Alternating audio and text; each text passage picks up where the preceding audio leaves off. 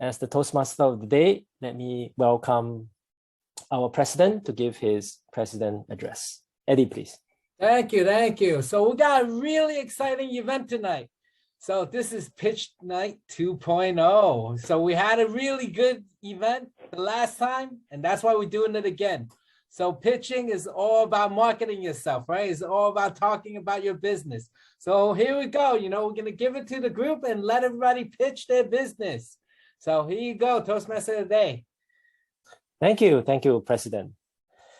Now, a meeting wouldn't be successful without all the role holders that we is helping out in this meeting, of course. So let me introduce some of our role holders today. I am the Toastmaster of the day, yours truly. I've been around for a long time, and I'm also one of the co-sponsors of this club. Following that, we have Manju, who is our timer today. For quick reasons, I'll just say the role instead of inviting Manju to say out the role.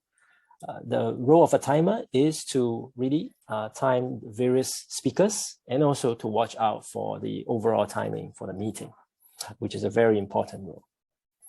And then we have General Evaluator, who is Valika from Bahamas, as you just mentioned, a really truly international meeting today. I'm not sure what time it is over there now. And so her role is the General Evaluator, and she will be evaluating the club and the meeting from her opinion and giving us some introduction. Later on, I will introduce her later. She gave me a short bio of herself. And we also have the next role, which is the Pitch Master. So Pitch Master is a new role in this meeting.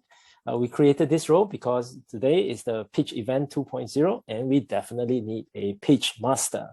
And Choi is filling this role. She'll be introducing the various speakers and evaluators as well. Of course, we have the workshop speakers, a couple of them, and one of them is Pradeep Yuval Raj, and he will be telling us story and design, the leader's edge. How can we do our investment deck with perspective? So we definitely look forward to that. So with our various speakers, and we also have our various evaluators led by Valika. So with that, I have introduced Manju as a timer, so I'll skip next to the General Evaluator. Here's introducing Valika. So Valika is a talent and performance consultant, a facilitator and speaker. She has more than 15 years experience in the financial services industry, specializing in people development and organization effectiveness. She has been a Toastmaster for more than a decade and is the founder and past president of the Morgan Stanley Hong Kong Toastmasters Club. So let us now put our hands together and welcome Valika as the General Evaluator. Valika, please. Thank you, Cohen, and good evening, everyone. A warm welcome to our fellow Toastmasters and guests who have joined today's event from all over the globe. As the General Evaluator, my role is really to lead the evaluation segment of the meeting, along with our panel of evaluators who will provide feedback on the pitches, while I will provide general evaluation on the overall meeting. Evaluation is really critical to the Toastmasters program, and it contributes to the growth of the speakers and the club overall. And so our evaluation criteria today is going to include our standard Toastmasters elements such as overall impact, structure, technique, delivery, but it'll also have elements related to the pitch that'll be considered, such as clarity of the target market, a problem solution, competitive advantage, things of this nature. And so this is where our evaluation panel will incorporate their knowledge, their expertise, and also their experience. So our talented panel of evaluators today includes Ritesh Nanwadi, a passionate entrepreneur and venture capital executive. We also have Jessica Brettenfeld, a seasoned trainer, therapist, and European pitch expert. We also welcome Mushir Ahmed, who's the founder and managing director of FinStep Asia. And finally, as mentioned earlier, we have Pradeep Yuvraj, who's also our facilitator for today's workshop. He's a business storyteller and founder of Presentation Design. So I'll share more background on our panel during the evaluation segment. And we also want you to participate by sharing your feedback on each of the pitches as we move through the agenda. So I will share a link in the chat so that you can share your feedback as well and participate with all of us as we go through the agenda. So with that, I return the virtual lectern back to you, Cohen, our Toastmaster of the day. Thank you, Velika. Next up on the agenda, we'll be introducing our pitch master. And our pitch master is none other than Choi. And she wanted, when I asked her for a short blurb, she just said that she is someone who joined Toastmasters last year, and she has been living in Hong Kong for 5 years. And she is one of the owners of a growing consulting firm doing business in China and the Greater China region, Hong Kong as well. Let us welcome Choi.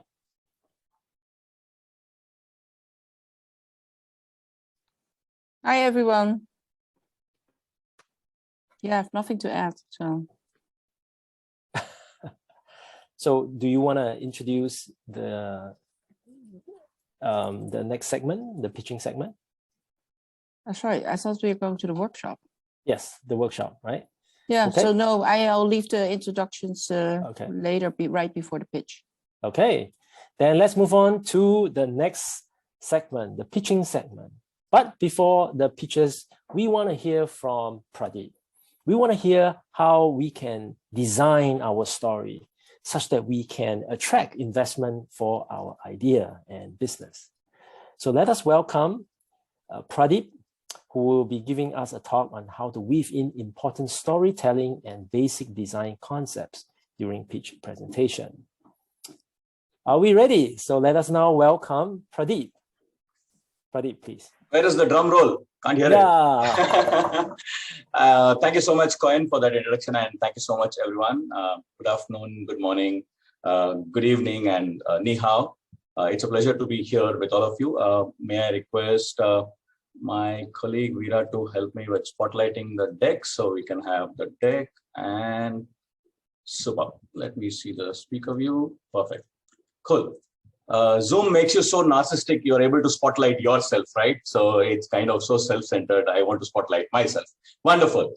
Because it's a Toastmasters club and because everything is timed, I will try to stick to my time and I will get started without much ado. The topic I have thought for yourself today is the art of story and the science of design. What I'm trying to do is to summarize my experiences as a storyteller, as a presentation strategist, and as someone who's burnt his finger with entrepreneurship and also seen the happier and successful part of entrepreneurship from a very narrow perspective of an investment pitch deck. So we will try to keep it very narrow for today so that I'm able to help you out with some of the aspects that could help you when you're meeting people like Brijesh, I think, who's an investor, and other such investors when you're pitching to them. Wonderful. Let me get my remote on. Perfect. So before we start, I want all of you to take a pause. Yep, I will put on some music. Coin, you'll have to tell me if you can hear the music, so I know that the music is audible. Coin, can you hear the music? Not yet. 1 second. Oops. Let me share audio. Yes, I did share audio. And Coin, can you hear it? No? Nope, not yet. Wonderful. You have to set the audio to be the same as system or something. I have said that. I'm surprised why that's not coming. Just one last choice. Okay, let's do this once. Murphy's Law always works. Yes, now we can hear. I want all of you to close your eyes. Forget everything that you are worried about. Forget all your challenges. Forget the pitch day today. Forget your credit card bills. Forget the people whom you have to meet tomorrow. Forget everything. Just stay here, close your eyes, and take a deep breath.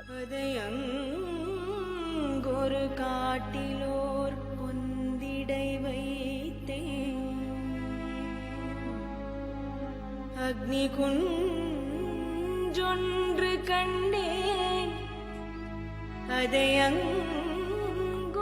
your eyes, keep your eyes closed and just keep relaxing.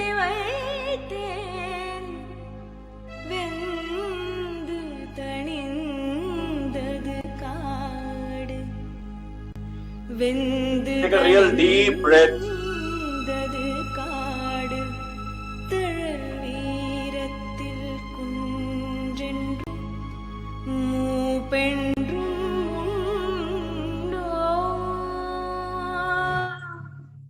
Wonderful. Now you can open your eyes. There are two purposes that I put this music on. One, because of the time crunch that all of us face, one as a Toastmaster, as a presenter, and also as live, we are constantly on the run. We are running without actually taking a pause. So I wanted all of us to take a couple of minutes of a pause today, and that's the reason the music. But more importantly, these lines that came to you on the music are from a Tamil poet called Mahakavi Bharadiyar. He says that I took a spark of fire and I left it deep inside the forest. The next day when I came, the forest was burned down to ashes. And that is the power of youth. That's the context that he had used in the Indian freedom struggle. For me today, the context is that this is the spark each one of you has as a speaker, as a presenter, as a pitcher. And if you can give life to that spark and hang on to it, it could be a spark that could make this world a better place, that could change the world to be a better place. So I want to start off with that thought in the mind that you may be today a spark, but this spark has the power to change everything tomorrow. So there are three things that I'm going to try to talk to you today about. One, we will do a small paper-based exercise to tell you why perspective matters. Second, we will try to get into the art of storytelling and sticky messages. I have used the framework of a book to help you reiterate whatever we speak today. And finally, we will speak a little bit of practical stuff, which is the science of deck design. So I have one paradigm shift in your mind process, one attitudinal thing, and one tactical thing, which you can actually start implementing from today. So before that, let me set the context as to where I come from. I come from almost 7.5 years of working with 3 of the largest oil companies in the world, 6 startups, of which 3 failed. 2 were a semi-success, 1 is into hibernation, and 1 is the company that I currently run, which is called Presentum. Presentum is an Albanian word which means presentation, and we work with 550 plus startups across the world, including Antarctica, to help them tell their stories to the world. So this also gives us the great luck of getting insights into multiple domains of businesses and getting insights into what happens across the world. So we will start off the perspective matters. I want all of you to take a sheet of paper and pen. If you have one already, wonderful. And please draw whatever you see on my screen as the outline. You need not do the shading, but please do draw the outline of it.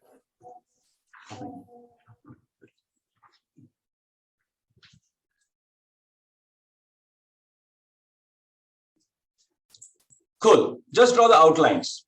Wonderful. I hope if you have done that, can you now please divide the blue part into 2 equal similar looking parts? The blue part into 2 equal similar looking parts.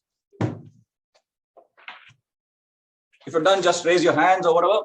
And if one of you can, Coin, I can't see it because I think your digital background is stopping it. Karnakaran has it. So is this the answer, Karnakaran? Wonderful. Now, can you please divide the green into 3 equal similar looking parts? Please divide the green into 3 equal similar looking parts.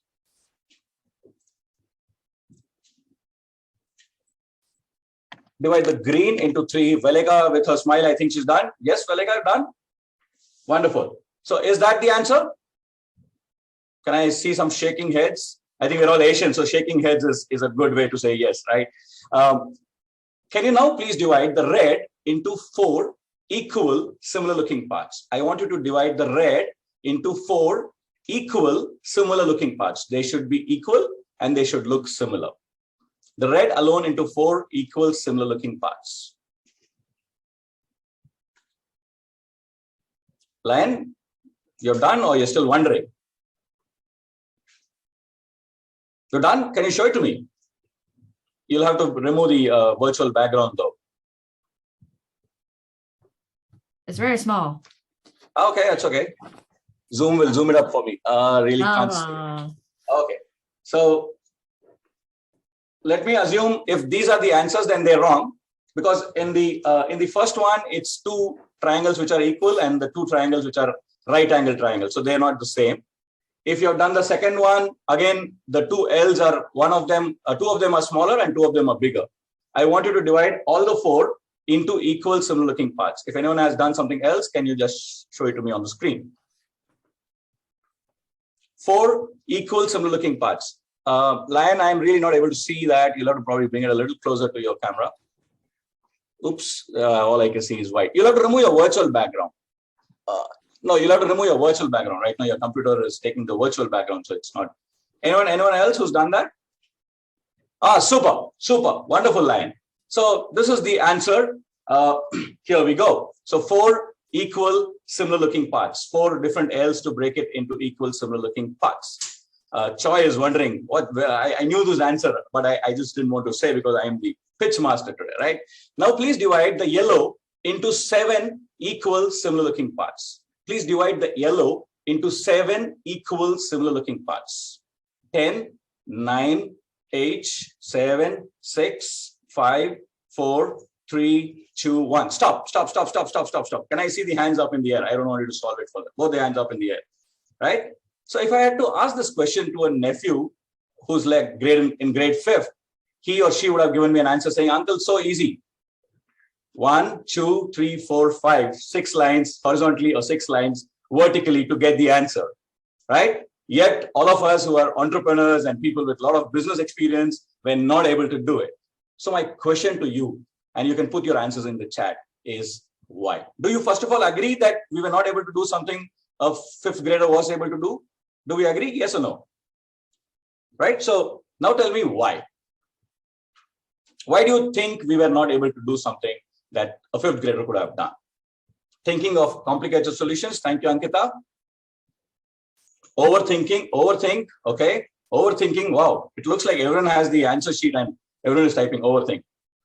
Anything else? Any other reason you think you were not able to do it? I was not able to do the first time someone gave this to me. I was just hungry. Okay, Vivek, let me order some lunch for you. Overthinking. Your previous question confused us. Wonderful. Cool. So there are 3 lessons that I would take from this. And these 3 lessons are very important for one to become a storyteller. And that's the reason I wanted to get this exercise off. And also for some of you, it just past lunch probably. So trying to wake you up. So reason number 1 is this whole dilemma of trying to complicate things. For some odd reason, we have grown up thinking that the more we complicate things, the more jargon that we use, the more technical terms that we use, the world will like us. But contrary to that belief, the world likes people who make things simpler for everyone else. So strive for simplicity. Make it as simple as you can, like my friend Albert Einstein said, and then go further and simplify it. Lesson number 2 out of this is a 360-degree perspective. If you hold the sheet in front of your eyes, the one that you drew now, hold it in front of your eyes so that you can see the drawing. Hold it and then rotate it 90 degrees anti-clockwise. So I have done it on my computer for you. If you ignore the yellow part, you can see the answer to the 3rd problem. Can you see it? Ignore the yellow part, you can see the answer to the 3rd problem right there in front of you. Can you? Right? So the point I'm trying to make is many times in our eagerness to communicate what we want to communicate, we forget to look at things from a 360-degree perspective. Great storytellers and great speakers and great pitchers are people who look at things from all the perspectives, because my audience is of people, someone sitting in the Bahamas and someone sitting in Hong Kong and someone in Singapore and someone in India. So to try to neutralize that wide audience I have, I need to look at it from all perspectives before I decide what I need to do. The same thing holds true for your investors as well. There could be multiple investors from multiple backgrounds. So you need to look at it from all perspectives before you pitch them. And finally, I think someone had being primed by the previous shapes is what Lion said, which is like a more complex way of saying your previous question confused us, right? The previous one was difficult. So you assumed that the next one will be even more difficult. And what is assuming do? It is making an ass out of you and me. Many a times, because of our habits, a lot of us make assumptions. Like, for example, today I came with the assumption that my audio will work. If I had probably tested it just before the call, maybe that challenge would not have been there. You assume that your internet is going to work. You don't want to stand by. And Murphy's law works and your internet is off. What do you do? So always, as a storyteller, as a pitcher, try to get all the facts. Do not assume things and then start tackling whatever is there in front of you. So these are 3 lessons that I want you to start off from, because these kind of form the basis of storytelling, the basis of being a good pitch presenter, and also will help you in your entire life, not only in the context of a pitch deck, but in any context, whether you're selling your idea to someone, you're selling your product to someone, you're selling your company to someone, you're trying to convince your daughter to do something or a child to do something, these skills will help you. So now we'll get into the second part of my presentation today, which is story matters. And because of the 35 odd minutes that I have, which is kind of a short time to compress so much, what I've done is I have taken the framework of one book called Made to Stick, and I will kind of use that book as my framework to help you understand this a little better. Let me tell you one story, and then we will get into it. So this happened around 6 years ago. One of my friends from Dubai went to Las Vegas, and he was having a drink in a casino, and here comes this beautiful girl with a drink in the hands, and she says, "Hey, let me buy you a drink." So this friend takes the offer, drinks, and then that's the last thing he remembers. So when he wakes up, he finds himself in a bathtub full of ice cubes. And there's a small note that says call 911, as in all the American movies, right? 911. So he calls up 911, and the lady on the other end says, "Sir, can you put your hands behind your back and tell me what can you feel?" So he says, "I feel some kind of a tube behind my back." So she says, "Oh my God, I'm sorry, sir. You have been part of a kidney heist that has been happening in Las Vegas for the last few years. Please stay there. We will send you our ambulance and we will try to rescue you." Right? So this is story number 1. Story number 2 is something that I love from Albert Einstein, and he spoke about the theory of relativity. Wonderful, wonderful sentences that Albert Einstein has said. He says the theory of relativity usually encompasses 2 interrelated theories, special relativity and general relativity, proposed and published in 1905 and 1915, respectively. Special relativity applies to the physical phenomenon in absence of gravity. General relativity explains the law of gravitation and its relation to the other forces of nature. It applies to the cosmological and astrophysical realm, including astronomy.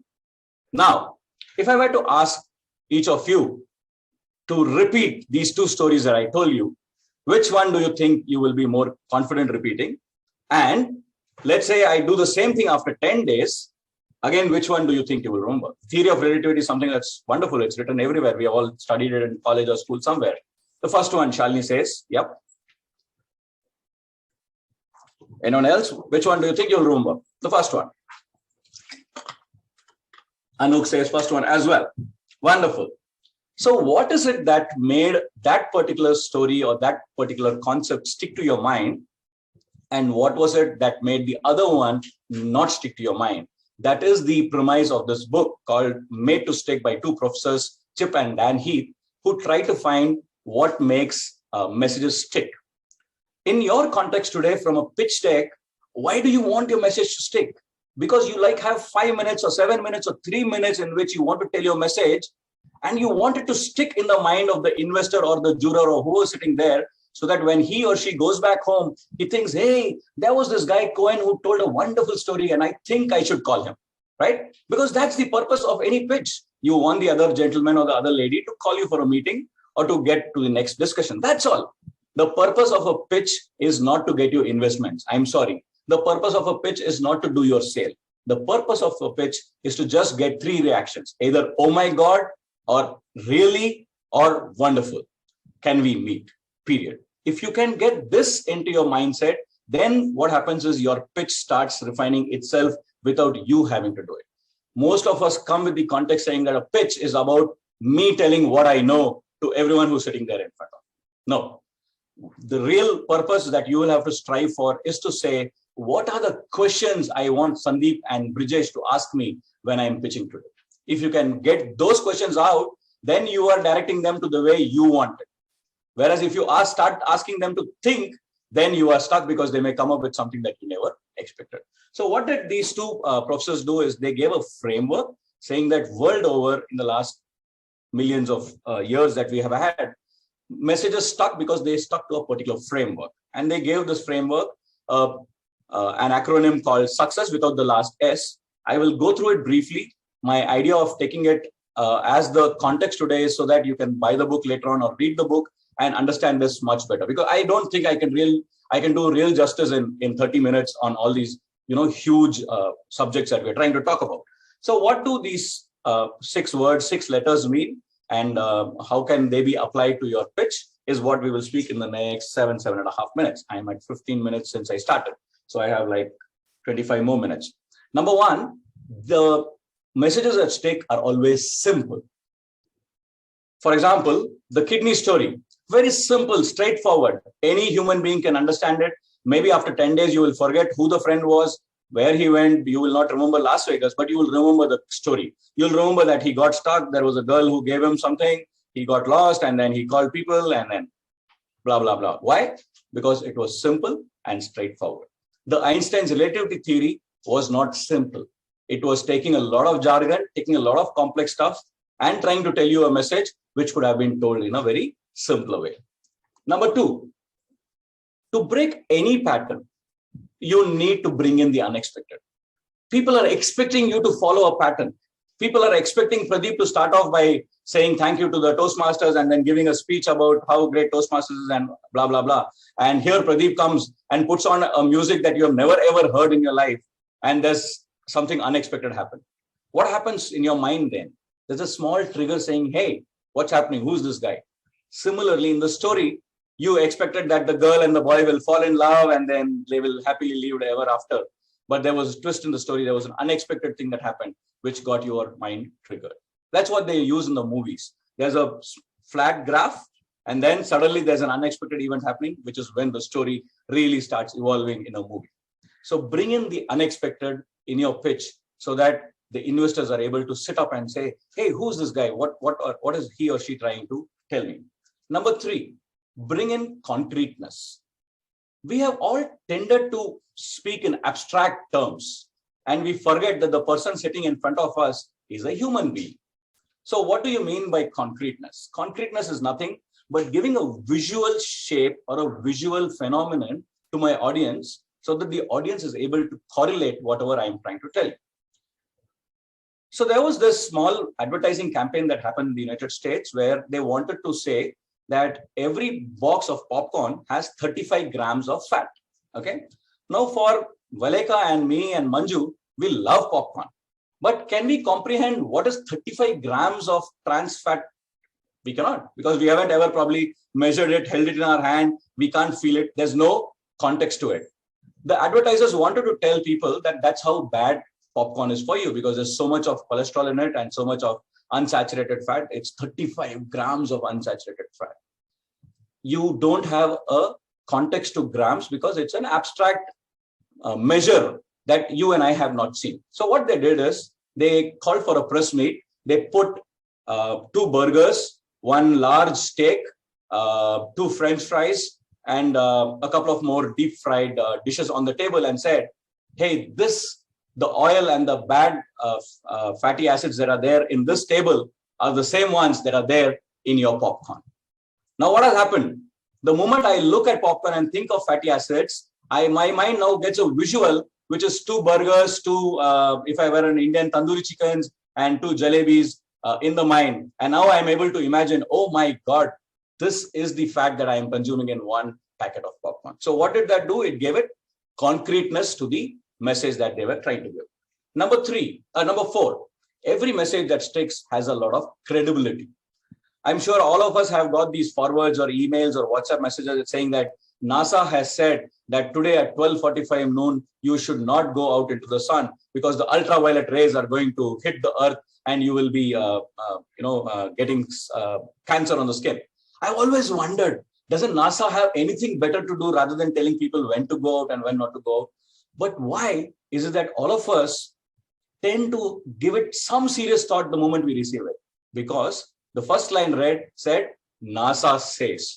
So the moment there's a person or an institution of credibility giving you a message, the mind starts believing it. So for you as a pitch presenter, what are the things that can give you credibility?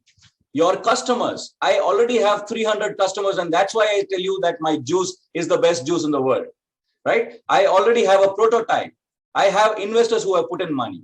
I have the Harvard University, which has done a research and said that this vaccine is the best vaccine. Now what happens is you are adding credibility. Or you are Bill Gates himself or Elon Musk himself, and there's credibility attached to your face. So fourth reason that messages stick is because they have credibility. Number 5, emotional. Messages that stick, like the one that we had with my friend in Dubai, stuck to you because you were able to correlate to this friend. For me, the friend's name could have been Ritesh. For you, the friend's name could have been Sridhar. For someone, it could have been Terence. But we all imagine one of our friends going to Las Vegas, a little bit jealous as well that he got the drink. But there was an emotional connect to it. Like Mother Teresa said, show me the mass and I will do nothing. But show me the one and I will act. Say, for example, today I tell all of you that there are 300,000 children in Nigeria who are not able to get 1 square meal a day. Can you help?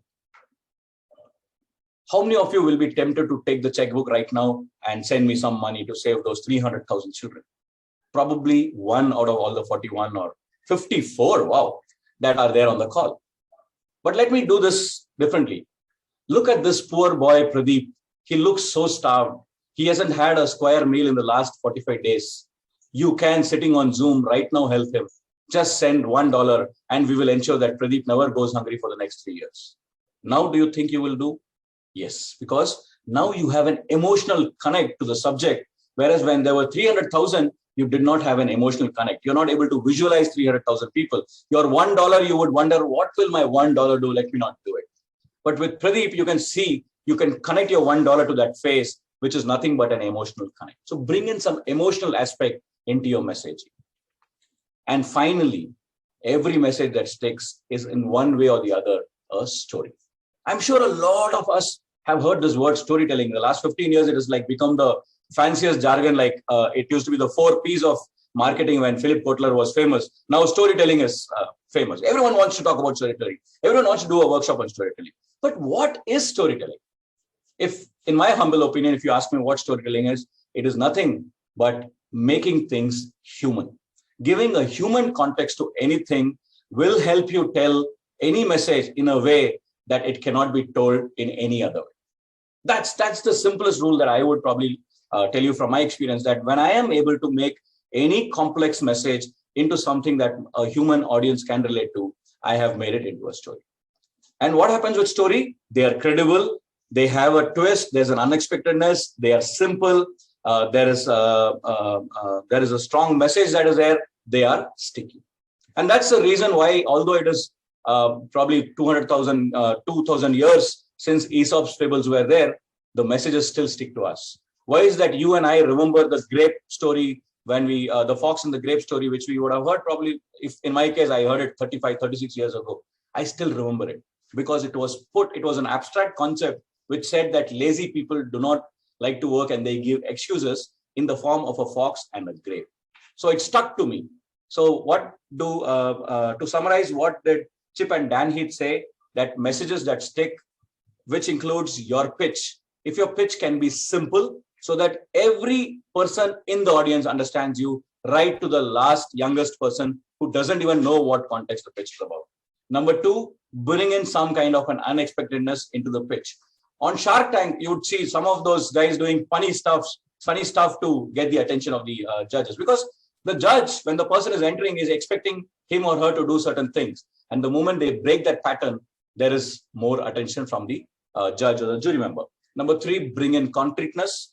Number 4, bring in credibility by referring to people of credible nature, institutions that can be believed, that can be depended upon. 5, try to make it emotional. And 6, try to package this entire thing into the form of a story. Some messages may have 4 components, some may have 3, some may have 5. Also, every single message that you do or every single talk that you do doesn't have to fit into this. Today's lunch meeting with your colleagues does not need to follow all these. But where you think it will make a difference to your life, where you think this pitch is important. You need that $2 million to be coming into your company. You want the investors to call you for a meeting. Please remember, a pitch deck is not going to get you investments. A pitch deck, the only purpose is to get you the second meeting with the investor or the audience. If that can be done, it can be done with these 5 acronyms that we spoke about, which is SUCCES. And if you think you want to understand this a little better, buy the book. It's available on Amazon. I don't get commissions from Amazon. Buy the book, and it's a 2-hour, 3-hour read. If you're a good reader, go ahead and read it. Cool. I am at my 25th minute. Now we will get into something tactical, which is something that you can actually implement. All this that I spoke to you so far are things which need a lot of change from you from an internal perspective. Now I'll talk to you about 4 things that I think every non-designer needs. I'm a non-designer. I run a design company, but I haven't been trained in design. I've learned things along my way working for these companies and working with my customers. So I will give you 4 things, that simple things in design that you can actually implement on your deck, so that you achieve whatever we spoke in the made to stick as well from a visual perspective. Like I said, I want to reiterate this again, because time and again I see people coming and telling me a pitch is for me to tell what I have. It's to share my ideas to people. It is to show my product. It is to showcase my idea. They all forget that the purpose of a pitch is for you to get your next appointment, period. Please get that into your psyche, and then all the rest that we have spoken so far will automatically fall into place. I wanted to show you one slide. This is one of my most favorite slides. I made this 10 years ago. I drew the Taj Mahal, and I wrote a lot of wonderful content about the Taj Mahal so that I could get all my friends in America and every other country to come and visit India. Veleka, after seeing this slide, would you want to come and see the Taj Mahal? No, maybe not. Oh. Veleka wants to say yes because it's my slide, but her heart says no, don't utter that word, right? Now, Veleka, what would you do? Yes, I'm the first one on the flight. Right? So, moral of the story, presentation matters. You can have the biggest game-changing idea in the world. You can have the patent on the most path-breaking technology in the world. But if you do not present it well, the idea or the presentation doesn't come out across this, the purpose that you wanted to solve doesn't come across. So presentation matters. And that's what's written on my t-shirt. And that's what my company does, is to help people understand that presentation matters. So what we will do now, like I said, I will give you 4 or 5 tactical inputs, which will help you use these to make your presentation better and also to make your presentation sticky. Rule number 1 is the concept of signal to noise. Okay. Let's take my friend Manju. Now I have to become pally with Manju because time is getting closer to the end. So if I need extra minutes, I need Manju on my side. Manju, which was the last movie that you saw? You're on mute, Manju. Phrase of the century. Last movie I saw was Superwoman. Superwoman, wonderful. Okay, Suki, have you seen the movie Superwoman? Suki? No, she's not. So Manju, why don't you tell the story of Superwoman to Suki, and the rest of us, including Hamid Jalal and Lion and Sridhar and everyone, we will make as much noise as we can. Okay, I am the professor in the class and I am telling you, letting you make noise. Go ahead, Manju. You can all unmute yourselves and make noise. Go ahead, Manju. Tell the story to Suki. This movie, Superwoman. Blah, blah, blah. La la la la la la la. Yeah. I was just doing. Okay, stop. Wonderful. Okay, now we will mute ourselves, and Manju will tell the story to Suki. Yes, go ahead, Manju. So this movie, Superwoman, is about a girl who is from an alien space who reaches Earth, and she. Wonderful. Thank you so much, Manju. Suki, were you able to hear the story a little bit the second time around? You were. Wonderful. The first time around? No. Why? Because there was noise. So if I were to take each slide of my presentation as a signal, right? Manju was trying to give a signal to Suki, and Suki was trying to get the signal, but all the noise that was there in the middle was stopping the signal from coming from A to B, or in this case, from M to S, right? So in design, there is something called as signal to noise. The higher the signal and lesser the noise, the better that the audience understands. So what is signal and what is noise in a visual term is what I will try to explain to you now. Anything that is absolutely not needed to pass the message of my slide to the audience is noise. Every single thing. Okay. For an example, let's say in this slide, I want to talk about the country that's marked in green having lesser internet connectivity than the country above it and more internet connectivity than 3 other countries. Okay, this is the message that I want to pass on to you. Are we clear? Now, please tell me, to pass this message to my audience, do I need the map of Earth or the globe behind on the screen to pass the message that it is lesser than and more than? No, right? Do I need those lines, the grid lines, Jessica? Do I need them to pass the message saying it is lesser? No. Wonderful. Do I need those small check boxes on the lower end, which is the legend? No, because all I want to say is lesser than, more than. Do I need those numbers? I don't, because all I need is lesser than, more than. So all these things which are not needed to pass on this message are called noise. So in my business or in my profession, when we make slides, we remove noise by doing this. Now what happens? Everything else that was not needed to pass on the message is removed. Lion looks at it and says, oh, okay, the country with red has lesser internet connectivity than the country with white, which is Japan, and more internet connectivity than the country that has the other 4 countries, which are USA, France, UK, and China. So I have removed the noise and the entire signal has reached Lion and Choi and Hamid and Danny Ha.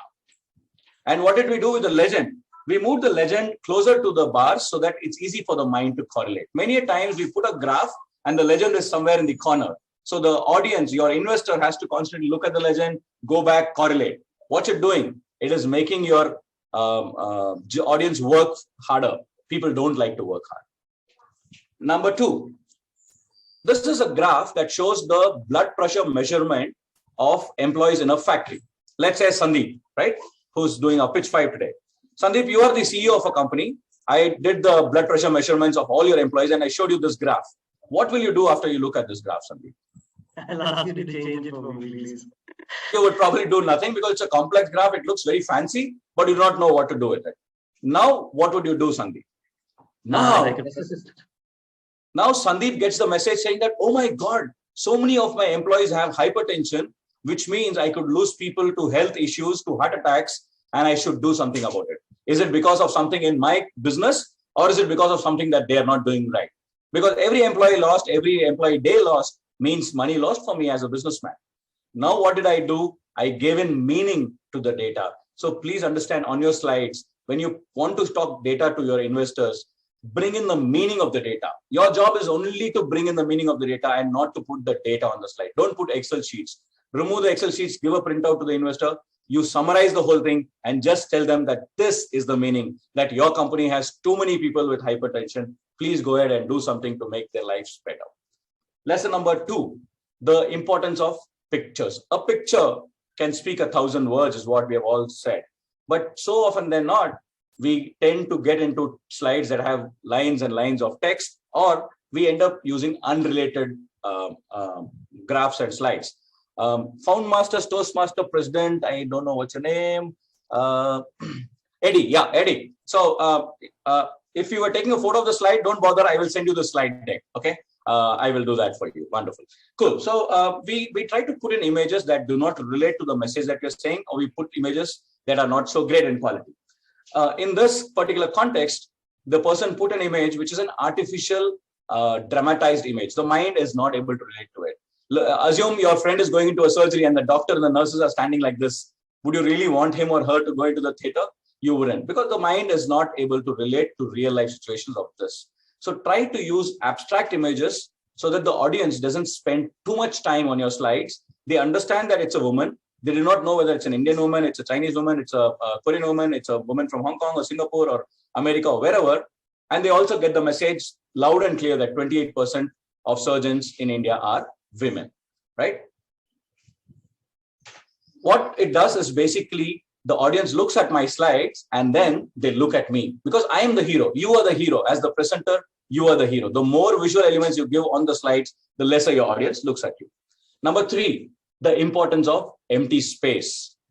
Empty space is more often than not thought of as nothingness, but nothingness is actually a reservoir of infinite possibilities. Those of us who are not trained in design tend to stuff our slides with a lot of data because there's a lot of empty space. For example, a customer who sent the slide to us wanted us to put a logo on the right-hand corner because there was empty space there, right? Sandeep is not about nothingness. He's deep. Oh, wow. Okay, that's wonderful. Sandeep, there's a comment for you on the chat. Wonderful. So there's a tendency for us to fill in stuff because we think it should be filled because there's an empty space there. But the more you strip of it, the more elegant it starts looking. So when I remove all the unwanted stuff from there and given more empty space, more nothing space, the slide starts getting into the eyes of the audience and they're able to love the slide rather than trying to get too much of data into that slide. And number 4, very, very important again, the importance of contrast. Without contrast, Paul Rand said, you are dead. Bring in as much contrast as possible on your slides because the audience does not want to do the effort of going into your slides and peering and peeping and seeing if they can find what's there. Use color and use font sizes to get in maximum contrast. The more the contrast, the more the audience is connected with you. The more the audience is connected with you, the more you become confident. The more you become confident, the more you will achieve your objectives. So without contrast, you are dead. So in my slides, if you see, I bring in contrast by using a light white background with red wherever I need to bring in large contrast. And finally, remember the 3-second rule. Every slide should have only enough content that your audience looks at it for 3 seconds and they are back to you to listen to your story because the slides are not telling the story. You are the storyteller. You need to get them. To summarize, I am at my 36th minute. To summarize, make your slides as visual as possible. If your slide, if you want to talk about 5 ideas, break them into 1 idea per slide. I do not know whether you realized this is slide number 59 today in my 35-minute talk. So your number of slides do not matter. How you break your story into multiple ideas. So your audience has to get 1 idea per slide. If you have 5 ideas, then Manju is looking at idea 1. I am talking about idea 2, and Lion or Stephen or Rajesh are looking at idea number 4. They're not with me, and I have lost them. And finally, remember, we are in the conceptual age, an age where storytellers, teachers, people who think from the right brain are the ones who will lead the world into the next era. So if you're a left brainer, you can become a right brainer. So try to become a right brainer. Try to start using empathy. Try to start using emotions. Try to start using design. And if you start doing this, the world will be a better place. These are some books that I would prefer you buy and read them. A book called Whole New Mind by Daniel Pink. I will probably put them in the chat after my talk is done. Slideology by probably the mother of all presentation designers in the world, Nancy Duarte. This book that we spoke about, Made to Stick. A book called Presentation Zen by Gary Reynolds, summarizing Japanese concepts into presentations. Harvard Business Review's Persuasive Presentations, again by Nancy Duarte. And the father of creative thinking, Edward de Bono's Lateral Thinking. Finally, let me close my talk today saying, whatever you do, make it human, because it's humans who are going to consume it. And when you do it, do it. You will make mistakes. You will fall. Repeat the mistakes. Do it again. You will again make mistakes. Change what was going wrong. Again, repeat. And keep doing this. And you will perfect the art of being a great storyteller, being a great presenter. My name is Pradeep Yuvraj. You can connect with me on my email ID, on my LinkedIn, on my Instagram. It's been a pleasure talking to all of you. I have 2 minutes left, and I will close if there's any questions or anything that we want to take forward. Thank you so much. It's been a pleasure talking to all of you. Thank you. Thank you very much, Pradeep. Wow, definitely. I need to remember success. Success. Success in presentation, and in any presentation, less is more. Less is more. As I keep telling one of our members. All right, thank you very much. Do we have any questions? So if you, we will move on with the agenda, but if you have any questions for any of the speakers after they speak or during the presentation, please type in the Zoom chat box, and then the person can respond to you. We can respond to you. All right, so thank you very much. Now let's move on to, wow, to our Choi. And indeed, Choi today is making a pitch for our club, for Founders Toastmasters. She'll be telling you why, the reasons why you should join our club. Choi, please. Yes, thank you very much, Cohen. And yeah, I was quickly making notes, hoping that Pradeep's lesson is implemented. But yeah, I didn't have a lot of time. So let me try.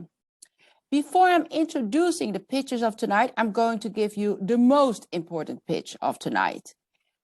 And that is, you have to stop all thoughts and listen very carefully, because your life is depending on it. I am serious. If you are not a member of this club, then you have to become a member right now. Let's look into the consequences if you are not becoming a member. 1, you will not have regular meetings with this wonderful and warm club of senior, experienced, dedicated, and ambitious group of entrepreneurs, business owners from all over the world. So you will miss out on a great peer group.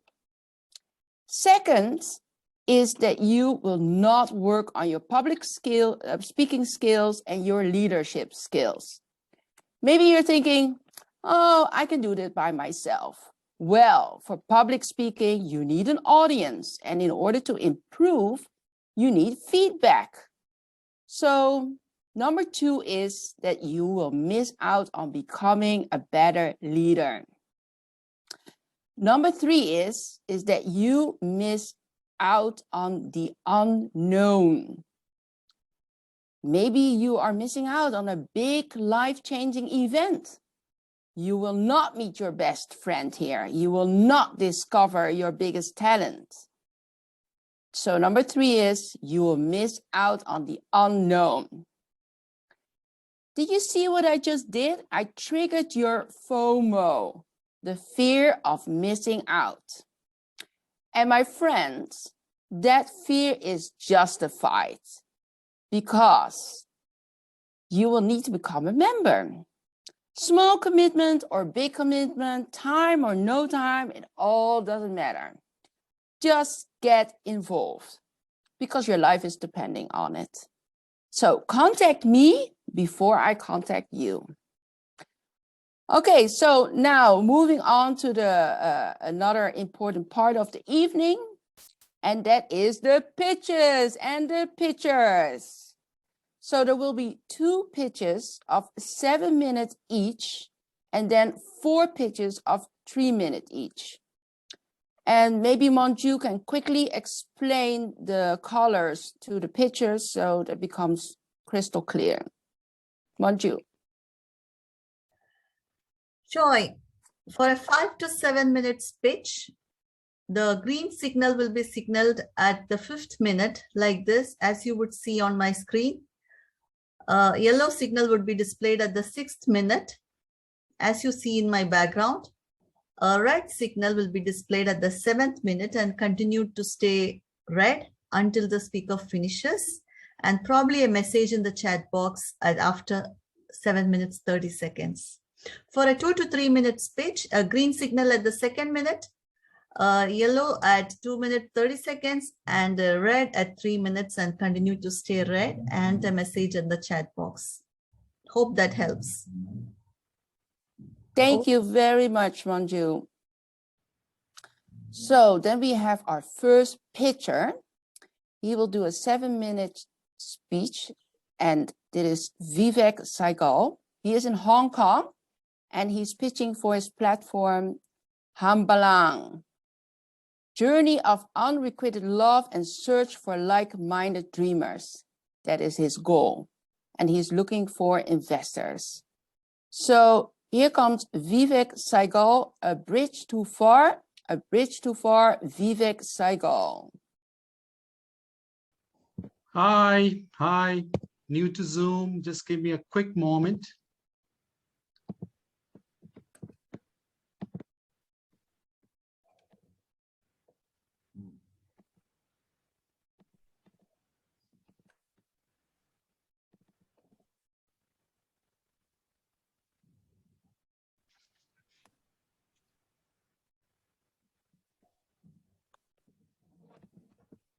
Yeah, in the meantime, for the people who want to become a member and are convinced about my pitch, I will put my LinkedIn on the in the chat box, but you can also find me to Founders Toastmasters information. You found this meeting, so you can find me as well. Okay. I'll have to possibly share my screen.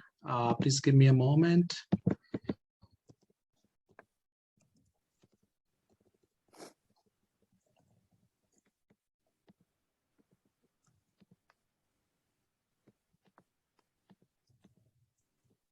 Mm-hmm.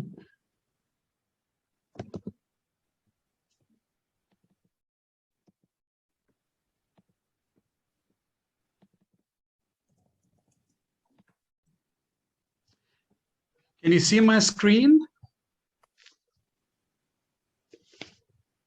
Yes. Hello? Yes. Okay, great. Good evening, folks. Thank you, Mr. Karunakaran and Ms. Choi, for this opportunity and arrangements.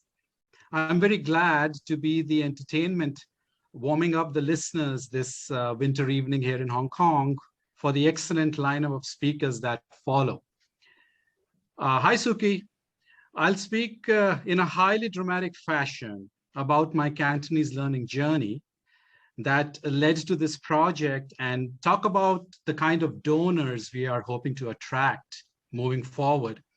As I speak in the background, you'll see a video highlighting the need this project is fulfilling. I remember very distinctly my first day in Hong Kong. Having survived the Kai Tak landing, I felt this nervous, visceral joy of a new chapter in my life unfolding and extending before me. I was 24 years old. After a month or so of settling in, I knew that Hong Kong was where I would put down roots, start a family, grow new relationships. I realized that to take a deep dive and immerse myself in Hong Kong, I had to win the attention of that mysterious and most elusive muse, the goddess Cantonese. I diligently invoked her, spoke her, worshipped her, sometimes raged at her. People were sympathetic. They asked me if I could consider worshipping the goddess Putungwa. She was gentler, they said. She was the future, they said. The goddess Cantonese, however, said nothing, but was forever maddeningly rising around me like the winter morning mist at Lion Rock Mountain here. I was perplexed. Oh, where should I go? How could I gain her favor? Whenever I spoke her, all I saw was incomprehension on the face of her devotees. One day, I hit rock bottom. I sat defeated in a restaurant, still pointing at photos for my meal. I realized that the goddess Cantonese is that river whose every drop has the intensity of a whirlpool. I felt lucky to have survived swimming in her. Maybe it was now time to be sensible, give up, sit on her banks, and just admire her flow. So I did that. Many years passed, family happened, parents moved on, and then one day again, my need to swim in Cantonese surfaced. Yes, I needed a coach. I had tried out the learn Cantonese in bed method. It hadn't worked for me. Yes, I needed a professional coach. Chinese University of Hong Kong Chinese Learning Center was ground zero, possibly the most important shrine dedicated to the goddess Cantonese. I sat through classes, 3 months, 4 hours a day, Monday to Friday, each week the relentlessness of a new lesson. Wait, I'm here to learn to love. I want to go back and really understand, taste, and savor last week's lesson. Must we learn how to buy tickets at Disneyland? I'm 50 years old. What? The curriculum is set? Teacher, you understand me. but no one understands me on the street. What? I passed? I got an A minus? What? We are going to learn to write in the next semester? Wait. You write Cantonese differently than how you say it? Wait, this is going too fast. I wasn't falling in love with the goddess. This felt more like a Tinder encounter. Big fan, by the way. I thought back on how I had fallen in love with the goddess English. Stories and poetry, lots of reading of the goddess English, written at my level of fluency that fired my imagination and enthusiasm and propelled me to build a life within her world. I wondered if I could reach the goddess Cantonese that way. That night, the goddess Cantonese came and sat next to me, looking down at me, silent and thoughtful. I cried out to her, "Goddess, please say something. Look at me and answer me. I have gambled everything and failed to know you. In the script of your body are these shape-shifting ups and downs. How will I ever read you? Please give me a key." The goddess finally spoke. "Find my priest, Dr. Lau. He will show you my original form, Yutman, and give you the key called Yutping to understand me. You are old," she said. "Maybe it's too late for you to know me well, but help others like yourself and make this key available for all, for them to live an engaged and fulfilling life in Hong Kong." And then she was gone, like I wish Omicron would. I met Dr. Lau in 2020 and Humbalang was conceived, a project that you have seen now that works to bring Cantonese appreciation and understanding to those learning Cantonese as an additional language through storytelling and conversations. In our interactions with schools, NGOs, and users, we are now clearer where we have to go. To help create a complete world of open source, copyright-free resources, we are looking for like-minded people to help fund this project. Who fits our donor profile? If people say that you're a little bit crazy, unconventional, maybe a little shady, not very respectable, if you are a bit too much in love with Hong Kong, if you realize the potential in the linguistic minorities of Hong Kong to contribute, if you have any or all of these attributes, we would love to talk to you.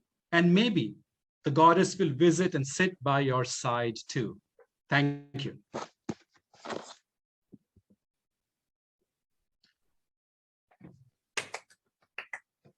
Thank you very much, Vivek. Yeah, what My a pleasure. wonderful pitch. Thank you. So yeah, people can take 1 minute to write down some feedback for Vivek. You can send him per chat in direct messaging or save it later to contact after this meeting. Vivek, please stop your sharing, please. Thank you.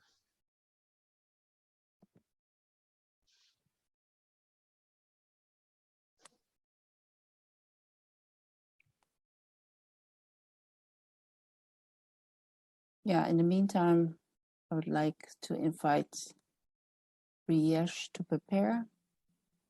Spotlight on Briesh, please.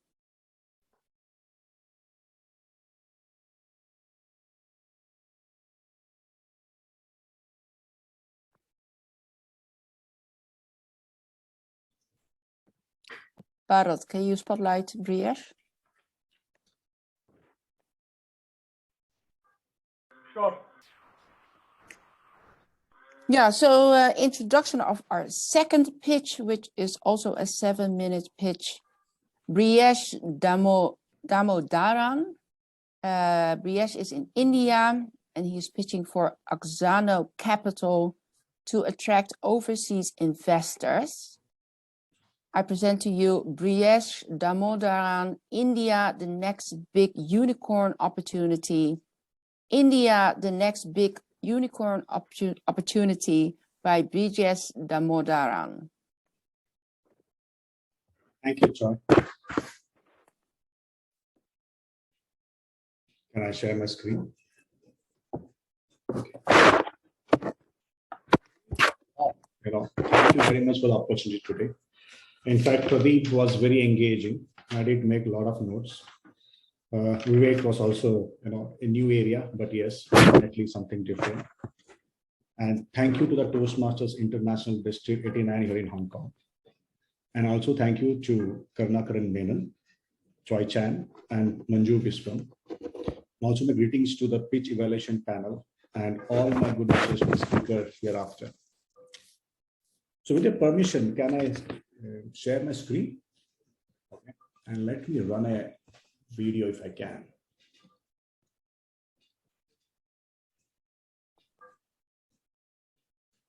Let me run this video for you. Go ahead, Brajesh.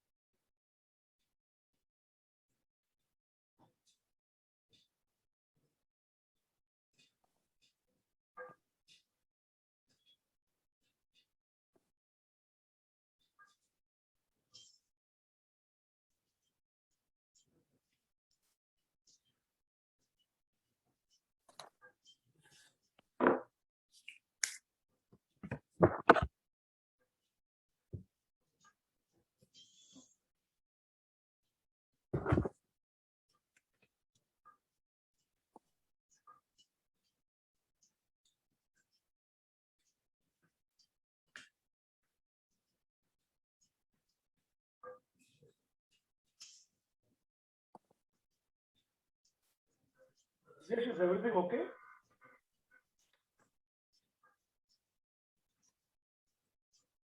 Yeah, we don't see anything. So Briesh, it's your screen, but we don't see anything.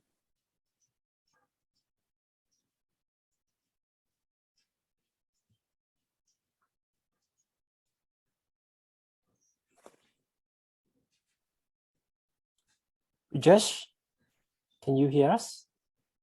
Can you?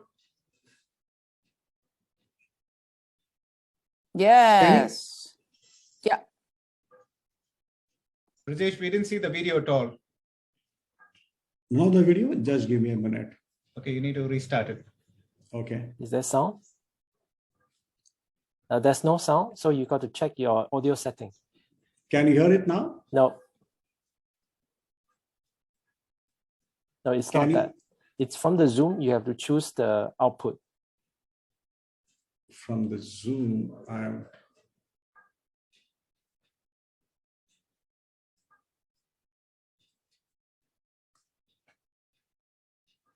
Can you see the video without the sound?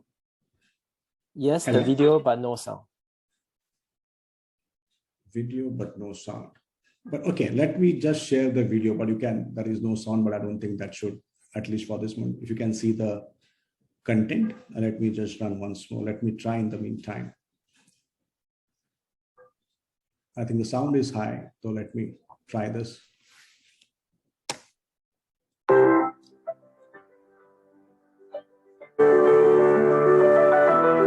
Yeah, we can hear now.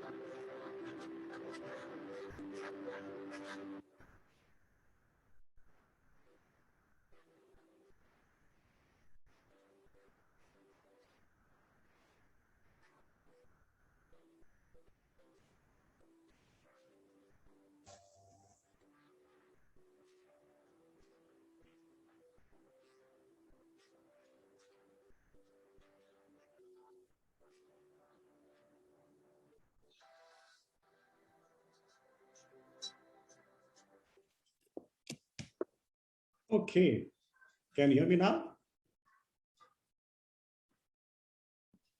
Hello, can you hear me now? Yes. You had everybody had a look at the video. So this is Oxona Capital. Murphy's Law caught up, but that is something which we all live with. And now allow me to share a quick presentation on what we are. I invite you to India, the next big unicorn opportunity. Manju, I know I took two more minutes, but I'll ensure that I finish within that time. Thank you very much for the opportunity. If I see, today we have more than 60,000 startups with more than 50 billion being raised in the last 12 months in India. It has also got an acceptance, with the Indian public, with more than 11 startups going public and getting listed. So this is a space which is going to stay in India. Start time in India has helped to again further this space. Today, you find in 2021 nearly 46 unicorns, but if you see the early part of the decade, you had 1 unicorn a year. Today, we have 4 unicorns at least in a month and more to come. Why is Oxona your gateway to investing in the Indian startup ecosystem? I shared a small presentation with you. That was really a teaser and why we should do it. We know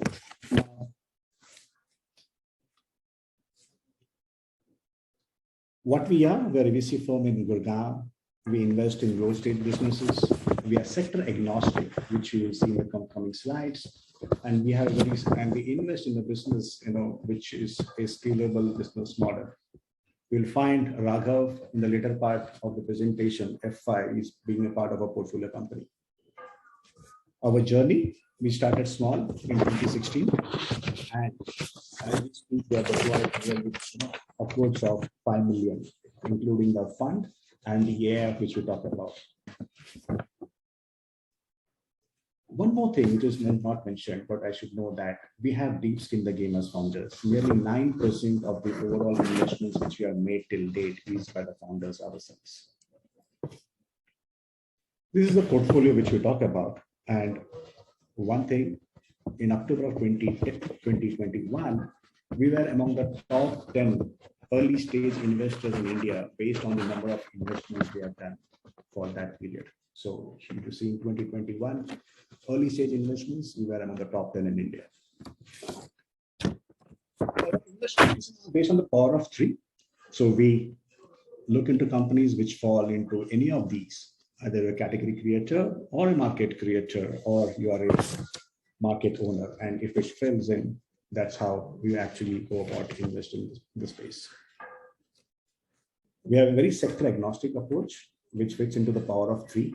And we also follow an octopus approach when it comes to the investments we have done. So be it edtech or be it fintech or be it supply chain logistics, be it sequencing of drones. Now drones are huge in India as we speak because of the recent policy changes here. So good allocations which we have in our investment portfolio. What is our USP? So we talk about robust diligence and process orientation, and I think Raghav will do that. Good thought leadership and deep skill in the game besides the investment thesis. So Joy, no FOMO here. But having said that, that is in the investment space, but not everywhere. Got a good dynamic team, which I'll share with you later, along with the cross-functional exposure, which helps us to get the deals we want and put in the investments which we look into.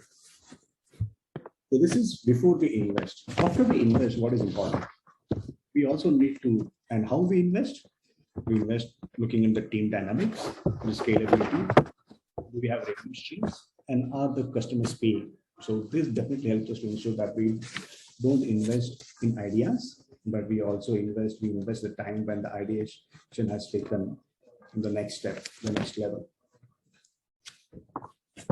Investments, how do you monitor?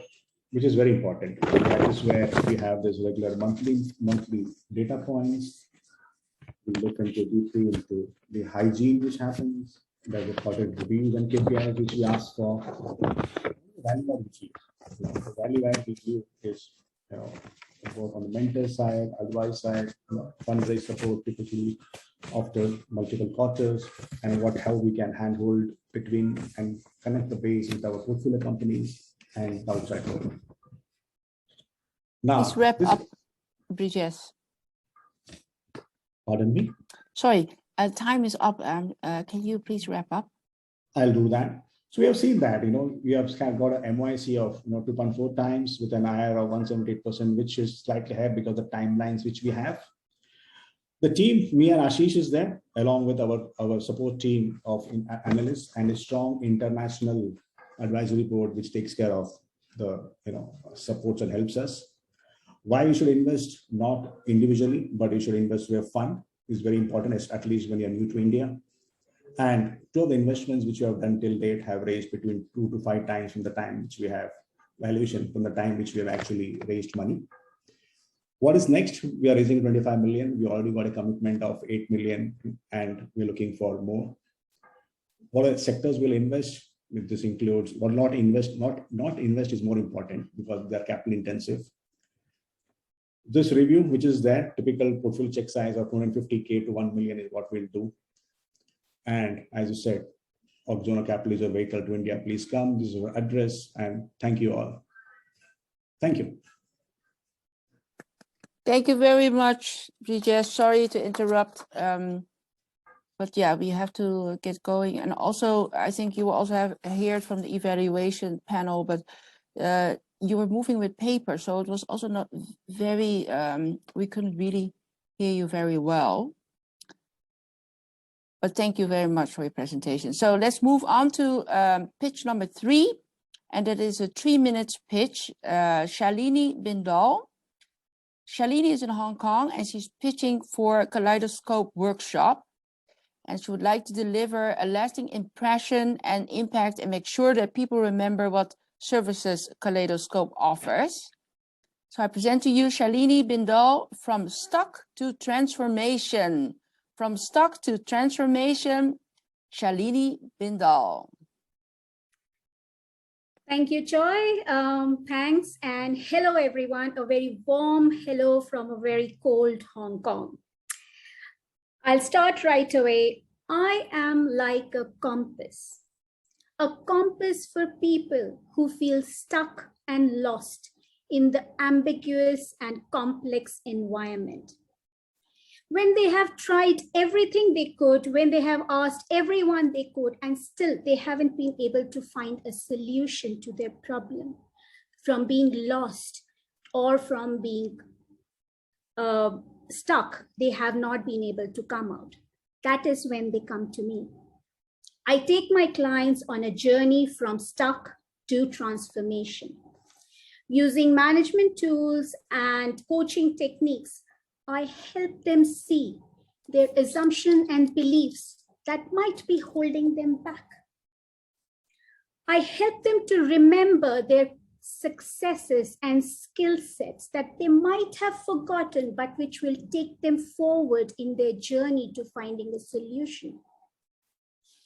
I help them to reactivate their resources that they might have forgotten that can actually help them create a successful action plan.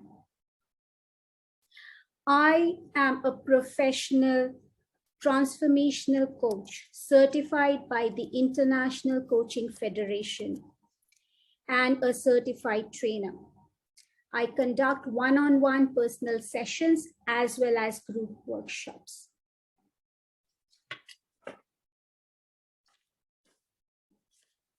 I am adept at bringing about transformational changes in teenagers, parents, and women feeling stuck in career, relationships, and habits.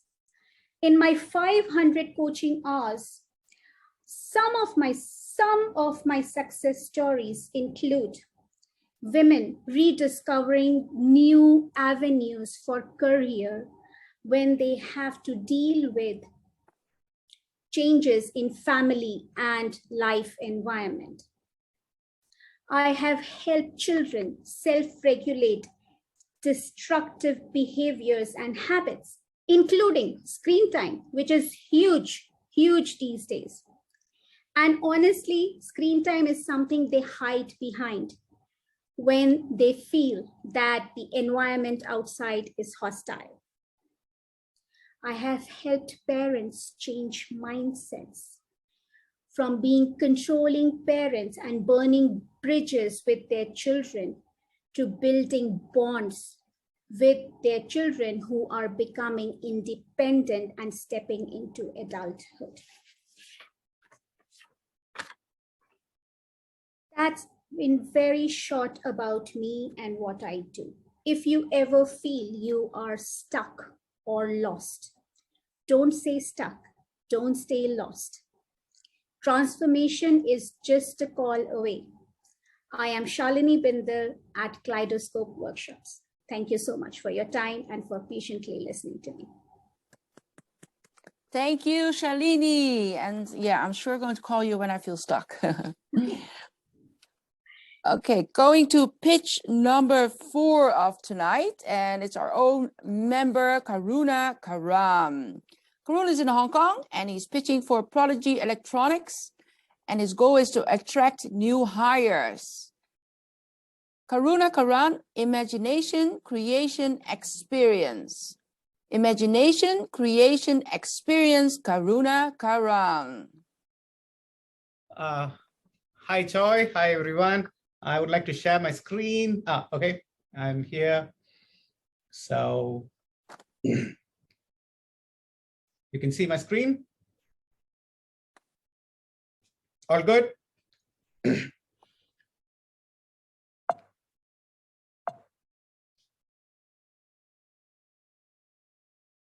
Experience.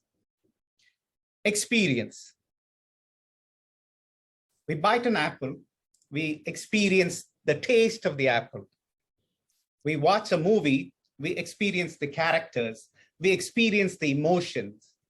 Experience. Imagination. Imagination. We imagine of experiences that we want to get. We imagine of experience that we want to give another.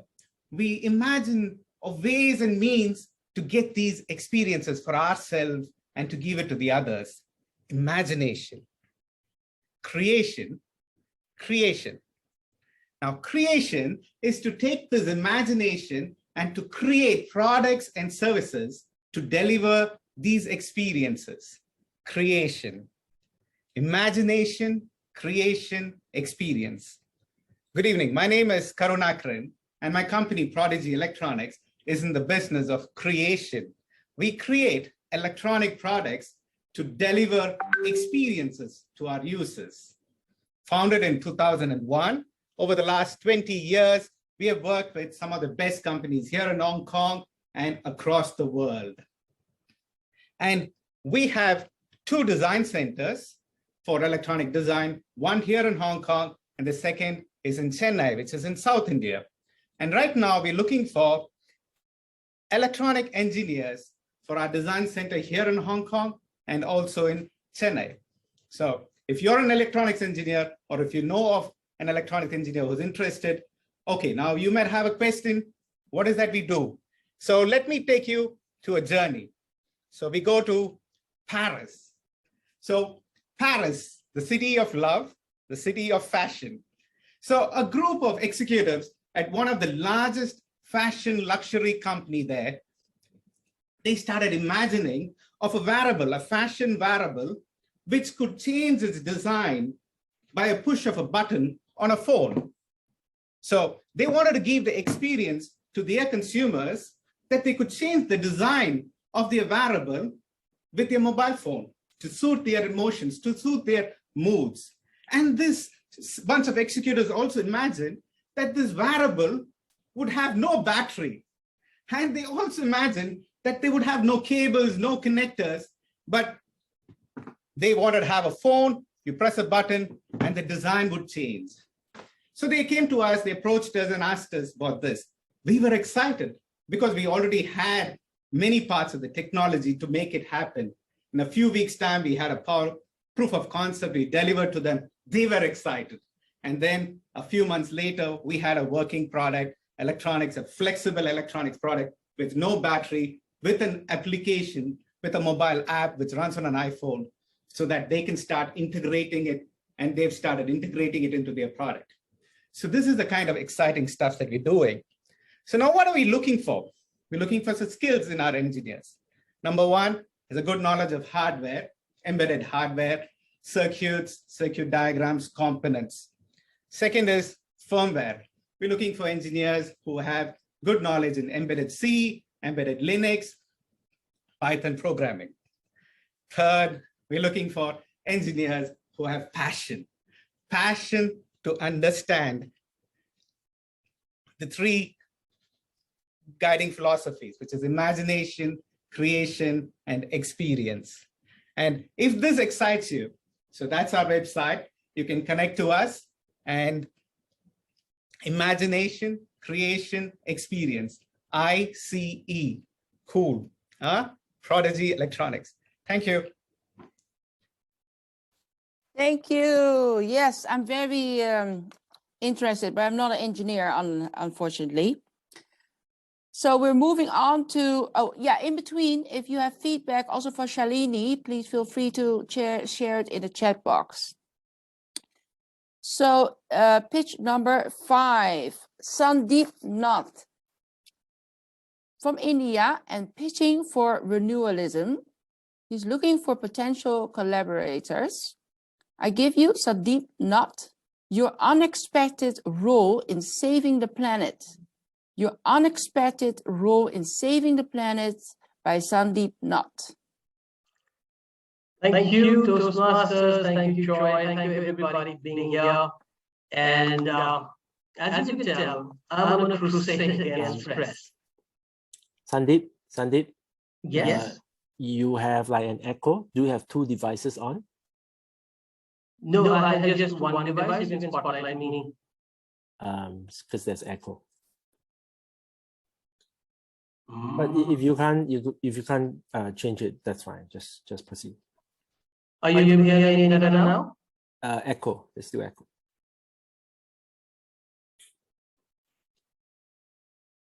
It's fine. If you can't change the setting or anything, just go ahead. So Murphy plays up in different ways every time. Eeks. That is not good.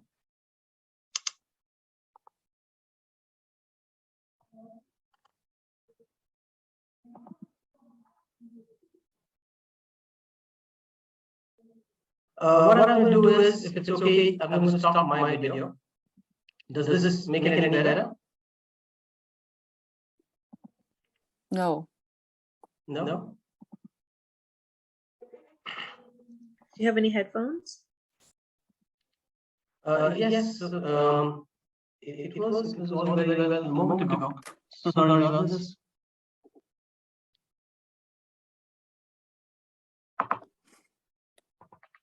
Sorry, we can come back to Sandeep. Yes, okay. Then let me go to pitch number 6. Hussein Madrasra Firoz from India, pitching for instruments. And it's to present the usefulness of the product. So I give you Hussein Madraswala Firoz, Administration's Dilemma. Administration's Dilemma by Hussein Madraswala Firoz. Thank you, Toastmasters. Thank you, Joy, and thank you, everyone, for giving me this opportunity to speak here. I actually don't have the permissions to share the screen. Could someone? You have? Just share the screen. Yeah, it's just denying me to share the screen because there's someone already sharing the screen. So yeah, thank you for that.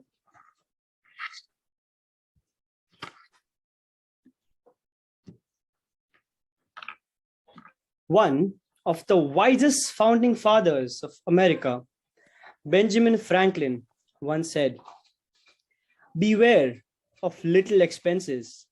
A small leak will sink a great ship." as a leader in non-profit organizations, managing finance is a very challenging task. There is a lot of spreadsheets that the data is kept on. All the decision makers do not have the financial knowledge to operate things smoothly. Therefore, it takes a long time for the information to reach the right people. Keeping track of all the founding sources and expenses also becomes really difficult for everyone. Supposedly, I take an example of District 41, which might be facing a grave issue of transparency. For example, the people who are in charge of the budgets are either overspending, underspending, or wasting money. Therefore, they are not spending in the connection of the strategic goals of the organization. There is very little collaboration among all sublevels of the organization. All of these things create a direct impact on the challenges of messy, slow, and ambiguous finance. Because of less to no transparency, decision-making capabilities become really difficult for them, and it slows the process. All of these challenges create an impact on the mission. As an organization, they are losing time trying to make sense of finances instead of making the decisions that they knew. We at Instruments make budgeting, resource management, finance administration, human resource management, payroll management extremely simple and visual to the leaders, helping them align different funding sources to their strategic goals. On point, bullseye. You can sync our systems automatically with your accounting software and payroll systems, and it will allow you to deal with uncertainty by preparing multiple scenarios across the platform through machine learning and visual representation of those cases. We are already working with several organizations across the United States currently. We are serving nonprofit organizations as well as the K-12 world, comprising of the multiple districts and several schools. Our analytical system equips the leaders regardless of them having a financial background. The visual representation of the data which we show explains that they do not need a finance background to understand, to make decisions really easily and quickly. This is what some of the organizational leaders had to say after working with us and utilizing our tools to the fullest. Thank you. Thank you very much, Hussein, and also for being so flexible to take up the spot. So yeah, back to Sandeep. I see that your headphones are on. Still an echo. Yeah, this really weird. It doesn't work any better now. Sandeep will do a sound check on a separate Zoom. Choi, please carry on with the next one. Yeah, okay. Yeah, then I'm going to pitch number 7, which is Raghav Arora. He is in India and he is pitching for F5. The goal is to fundraise and get better visibility. I present to you Raghav Arora, building largest hyper-local ecosystem for Bharat at work. Building largest hyper-local ecosystem for Bharat at work, Raghav Arora. Thank you, Joy. Thank you for arranging this beautiful, I would say gathering. And thank you, Toastmasters, for allowing this opportunity. Let me share the screen with you. I would require the rights. Yeah, thank you.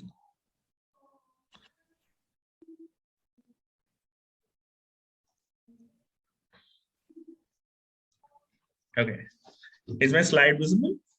The screen? Yeah, perfect, thank you. So, if I say that what we are building for, just a second, there is some issue. Yeah, we are building for a potential 200 million plus Bharat users. In many of our cases, we have the LTV by CAC. The finance experts will know this ratio. LTV by CAC of 100 plus, we have the retention rate of 80% plus on a 6 months cohort, and we don't have any competition right now. We are more like a market creator. Will that opportunity excite you? Let's double click and see what we are building. Now, in 24 hours of a day, an average Indian spends 12 to 14 hours at work. What we mean by an average Indian? Basically, we are talking about Bharat at work. The ones who are working in the retail shops, who are working in wholesale markets, who are working in the semi-organized and unorganized establishments. What could be the number? It is 80 to 85% of the Indian urban workforce. Yeah, that's the 20 crore population, the 200 million population that we are talking about. That is the segment that we are running after. Now, when Bharat is actually working, they consume a whole lot of products and services as well as transact a lot. It can range from essentials, just like tea, snacks, water, meals, which itself is a $50 billion market. And as a shop, this is being right now captured completely by the unorganized local vendors. There is no organized player that exists and serves this market. Along with this essential segment, we have what we call as an adjacencies, where they transact and consume whole lot of other products ranging from fintech, hiring, office supplies, and so on, which itself is a $400 to $600 billion market. At his work, there's actually a fusion of work and many of his personal purchases. And this is what we call as Bharat at work commerce. And this is what we are defining as a new market. Now, what is our plan? What F5 is doing? Now, the glue that connects the customer with the F5 in a strong bond is the business of essentials, which right now is being captured 100% by the local vendors. About tea, snacks, water, and meals. This is how we connect. And the connection is so strong that we interact with a consumer 3 times a day, and we are serving 15,000 plus consumers on a daily basis. Now, so what's the big plan? The big plan is using essentials as a wedge. We are more or less creating a physical operating system to reach to this Bharat through our hooked user, through our retail presence, through our logistics infra, through upfront monetization, and last but not the least, the data. And having that capability to sell the adjacencies, which we talk about, of a $400 to $600 billion market. So it is not any category specific we are building.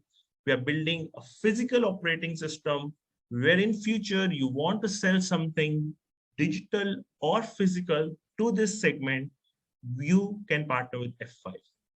So this is what F5 is building. And we are now going for a next raise of a $7 million.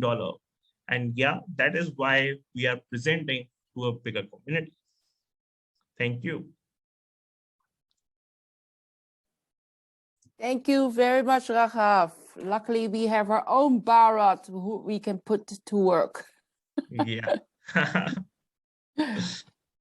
Yes. Sandeep, are you? Let's see if I'm third time lucky. Can you hear me fine yes. now? Awesome. Awesome, Sandeep. Great.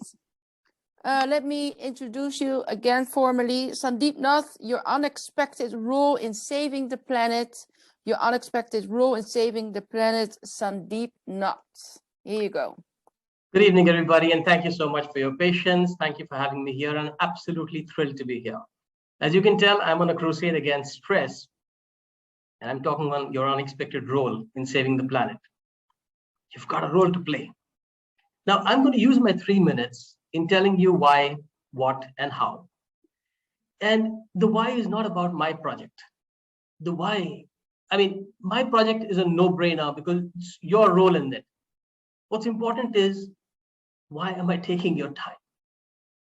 You're here because I believe the people present in this room can be themselves collaborators and influencers for the project that I'm going to introduce to you. This project concerns itself with renewal, which obviously comes from a book I wrote. The renewal of human consciousness. Now, what's consciousness?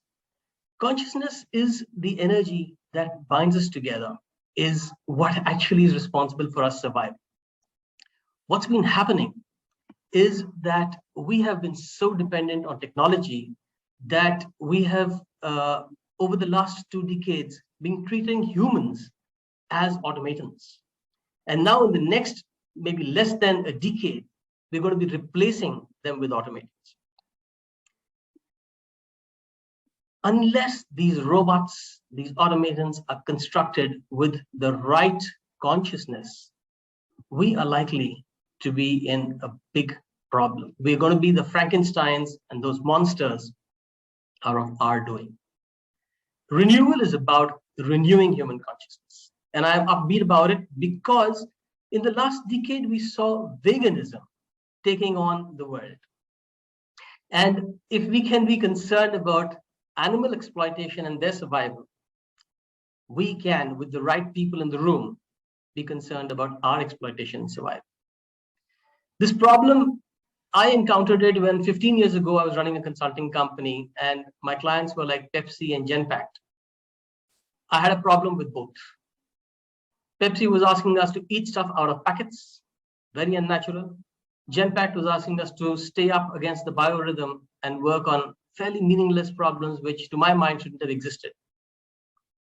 Through 15 years of ancient Oriental wisdom, which I distilled, I've put together habits that each one of us can adopt to renew ourselves and ourselves in our symbiotic relationships and in the systems that we've created.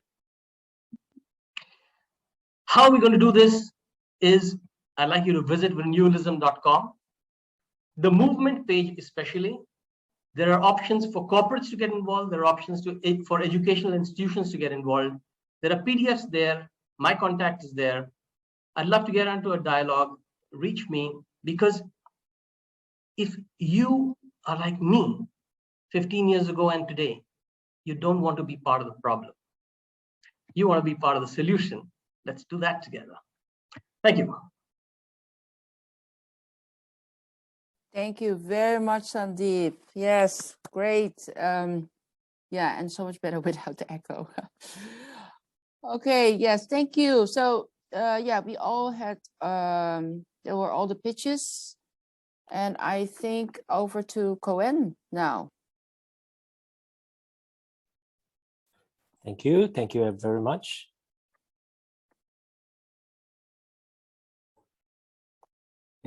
Is this remove spot? Thank you very much for all the presenters. We have indeed learned so much more about your ideas and your startup. And of course, we also learned from the presentation how well you did. So here is the real test, the test of whether your customers or your investors will invest. We have with us a team of evaluators led by Velika. And I shall now pass. Oh, wait, hang on. We need to take a picture. We need to take a picture. All right, guys, let me change the view to gallery. And let's turn on your camera and smile for the camera, because we need to smile for the world to be a better place. Shall we do that? Okay. So I'm going to say 1, 2, 3. I'm going to take a picture, basically a screenshot. Okay, are we ready? Okay, 1 and 2 and 3. Smile. Okay, let's do it one more time. And ready? And 1 and 2 and 3. Yes, Jessica, bigger smile. All right, thank you. As I was saying, The evaluation team is led by Velika, and we shall pass the time to Velika. With that, we can start with Manju first before passing on to Velika. Manju, can we have the timer's report? Coin, we are 15 minutes ahead of the scheduled time. And do you want me to say so since we are running short of time, I'm not mentioning the time of each speakers. So I just request everyone to be on time and just enough for your time scheduled. Back to you. Okay. All right. Thank you, Manju. So Velika, it's all yours.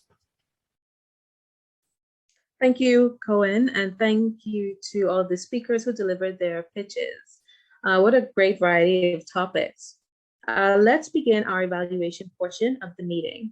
Today, we have a total of 4 evaluators, and each evaluator has been assigned 2 speakers and will speak for a total of 4 minutes. And so they would take approximately 2 minutes to evaluate each of the speakers. Once we hear from all of the overall meeting. So Ritesh will get us started by evaluating our first 2 pitches delivered by Vivek and Brajesh. And just as a reminder, Ritesh is a venture capital executive with over 15 years experience in Asia, Africa, and Europe. He's founded and mentored multiple startups, creating opportunities and connecting startups with partners to help them grow and diversify and innovate their business. So over to you, Ritesh. Thank you. Sorry. Okay, so first speaker, was Vivek. Yeah, Vivek. Yeah, it was. I like the product. I mean, it's something that is quite interesting because Cantonese, is a language that even I tried to learn. I still can't do it. And if there's a way to help teach it, I guess that would be good. I like the way you presented it. Was quite clear. Although I wish that because the video and what you were saying, it felt like there was a lot of things at the same time. So maybe if you could somehow fix it more in the presentation type of stuff, not have so much text there. And so at least that keeps the focus on you, because it's better to listen to you rather than actually read things on screen. So that was the one thing I wish, but other than that, it was good. I like the product. It looked good, and especially for kids. So mainly my that is just tend to focus more on your speaking rather than the actual presentation, or maybe not have a video with so much text going on in the back while you're talking. I guess, and then also maybe with the competitive advantage, because at least what I see, I don't know much about language classes, but the market for Cantonese is quite small, and maybe just for your revenue model to increase it, you would need to look at other languages as well. Things like Rosetta Stone and others. They're successful because Duolingo is quite successful because gamification, simplified, the animation is there, and also they do a lot of languages. So maybe with this, you don't only focus on Cantonese, other languages as well down the line. It'll be nice, again, that's me putting on the venture capital hat. If we knew what is down the line for it. Yeah. Okay. And then next for Brajesh. So while presenting the video and then your talk, it felt like 2 things, but it was quite redundant. I want to scrap the video, to be honest. Again, it's always better if you're talking, you're there, you can talk, you can present it better rather than the video. And then maybe the noise of the paper, I think maybe it would have been better, I guess, if it wasn't close to the mic, or if it would have been rehearse in a better manner. But other than that, I got that pretty much, I guess, because pretty much this is similar what we do. So we saw it and I got it quickly. Although I wish I knew what was a little bit more about your competitive advantage. I mean, if I could get a lot more about the team, or if you guys have had more exits or something more substantial in that sense. So I guess that's the only, oh yeah, and like you mentioned revenue model, it would be nice to know, like, if you guys have a standard management fee or something different. Yeah, it's pretty much that's it from my side. Evan, thanks. If I can quickly say, the video was a spur of the thing I thought we should have, but absolutely, yes, I really appreciate what you have shared that, thanks for and you being in the same space, I believe, you were able to relate that much better. My apologies to the rest of the folks, absolutely, but point noted and point taken. Cool. Okay, great. Thank you, Ritesh. Let's move on to our next evaluator, Jessica Brettenfeld, who will now evaluate our next two pitches delivered by Shalini and Karuna. As a reminder, Jessica is a trainer, European pitch expert, and Gestalt therapist in psychotherapy, having lived in 9 countries for 11 years. She's a certified improvisation practitioner, and she knows how humans thrive, communicate, and excel. So over to you, Jessica. Shalina, I love that you said, I help. And you started off really warm, friendly. I felt I could trust you because you showed a personal side. And that's what people need when they feel stuck. And you encourage us at the end to not stay stuck, to take a call to action, to call you. And so a pitch without a call to action is just a business card. So I think excellent job on being clear about what you do, and then also about what you want them to do. Your pitch is going to parents of teenagers, entrepreneurs, or women that are stuck. Those are very different niches.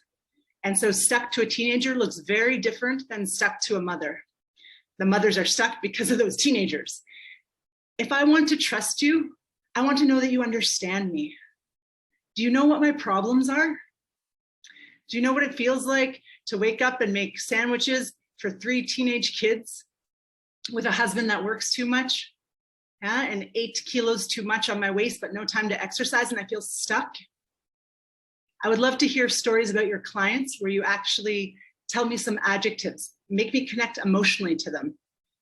You could say, a mother with this kind of a lifestyle from this neighborhood, feeling this. Have you ever felt that before? You mentioned I a lot. It's not about you. I don't care about you so much. I care about what you can do for me as a human, me. And if you can tell me that you know me, I will call you, or the next guy, whoever can tell me that they understand me more. I think you could have got my attention at the beginning a little bit more. Other than that, you could have memorized. Someone who is an expert doesn't need to read why they're an expert. They can memorize that. And so you looking down disconnected me from you, and there was a reflection in your glasses. So I felt a little bit far from you, perhaps. You did 500 hours as coaching, and you're a trainer. Well, in what, or why would I hire a trainer to help my teenage kid? Are you a psychologist? How do you know what teenagers think like? I need to know a little bit more about you so you know what I feel like. Moving on to the great enthusiastic Karuna. I'd love to have you talk about the journey first. Engineers have a lot of options. Barcelona is dying for engineers. So how are you going to compete with the beach, the sangria, and the bikinis? You need to be competitive. And so starting off with your dream, the Eiffel Tower, Paris is the city of love. Your company is the city for innovative, passionate, curious professionals. Like, grab me, because I work at a crappy engineering place and I'm unhappy. Why am I unhappy? Like, relate to me. I'm not challenged enough at my job right now. I want more adventure. I want to work in your 3 plants. I want to live in Hong Kong. Talk to me first at the beginning to grab me more, and then go into your details of more what it is that you do. Your energy was lovely. You were smiling the whole time. You were very personable. I liked you right away, and I'm trying to think about engineers that I can send to you. And that's the most important part in all of the pitches that I saw. The people, entrepreneurs that spoke with passion, with smile, I wanted them to win. I want them to do really well. And the people that were more detailed with the PowerPoint, with the more monotone energy, leaning forward like this, I tune out, because I'm a human who wants emotions, and I want it to be about me, unless I'm just super selfish and everybody else is not like that. Thank you, both of you, very human, very interesting, and I hope to find you stuck engineers. Thank you, Jessica. Thank you, Jessica. Awesome. Thank you, Jessica. Now, our third evaluator, Mushair Ahmed, is the founder and managing director of FinStep Asia, a company building Asia's next generation of businesses and providing advisory on fintech and digital ecosystems in Asia. Mushair will help us to evaluate our next group of speakers. Over to you, Mushair. Thank you, Velika, and thank you to the Toastmasters Club for having me today. Really very interesting pitches and a lot of interesting ideas. I'll start off with Hussein, just going with the order that presentation was done in. Hussein, a lot of very, very strong energy. I think you had, in terms of your delivery, very good articulation and voice modulation. I think that kept us hooked. What I felt though was you could have done with a little bit more in terms of using your full 3 minutes or the full time. I felt you kind of ended early, right? Secondly, when you're using slides, it's also important that you can, either you don't use a slide when you're talking about certain thing and it's not on the slide, or if you're putting something on the slide, you want that to reflect what you're speaking about, right? So a couple of times when you're giving examples or you're referring to the business, I was looking at the slide and I don't see anything relevant, and I'm a bit confused because it doesn't link. So that's something I would suggest you look at. The idea is very interesting, right? But why specifically NGOs? Like why are you targeting only NGOs? Because what you do can be targeted across. It's a SaaS product. It's an issue that a lot of small businesses also face. So can you extend that to small businesses? But why are you focusing only on NGOs, right? Also, given the fact that they may not necessarily have high revenue, so maybe that's why you're helping them out. But are we an audience of NGOs? Is that why you were targeting? So the clarification of why you're targeting NGOs would be useful. If not, if it was a practice pitch, because you're going to be speaking to NGOs, I understand that. If it is just a general practice pitch, then I would see, and I would look to you to refine it based on your audience, right? And similarly, I feel the content was decent, but it's a lot of text and it's just general text. And then you had one slide where you put, the screenshot of the product, and then the text next to it looked very cramped, and the text was just, slightly flowing. I would work a little bit more, use a little more icons with a little bit of description, but not necessarily just a plain text. It's not very appealing in that sense, right? But I think you're a good presenter. You have a very strong voice. Also end with a call to action in a sense. I felt the ending was a bit abrupt because you had a good product. What do you want people to do and how you want to progress on that? So I think that's 2 minutes. So thanks for that participation and wish you good luck, right? Thank you. Thank you all the noted. Thank you. Thank you. Sandeep, good to see you here as well. You went through the audio problems, but you shown through it, and kudos to Bharat for thinking on the feet to run a parallel Zoom session to figure out the issue. A lot of people are very curious to know about what software you're using to run through your background, right? It's quite cool in some senses. Look, the idea is very interesting. My main, and you have a very pleasing, pleasant way of conversing. You're drawing people into the idea. You're talking about the whole process of the philosophy behind it. I think that was quite well put. What I may suggest is it was focused on you, right? So which is great. You do want people to listen to you when you're presenting, but was there something else you could do in terms of adding maybe some icons, or because you're using this software, maybe it's a little different. Also because you have your book there and you have your website there. So maybe what is your key focus of this session? It's just a general note, not just to you, also to others listening in, is what is your aim of this session, right? What are you trying to achieve? Maybe stating that right at the start is useful because it is an evaluation, it's a feedback process. You're not necessarily having a target audience or your target clientele here, right?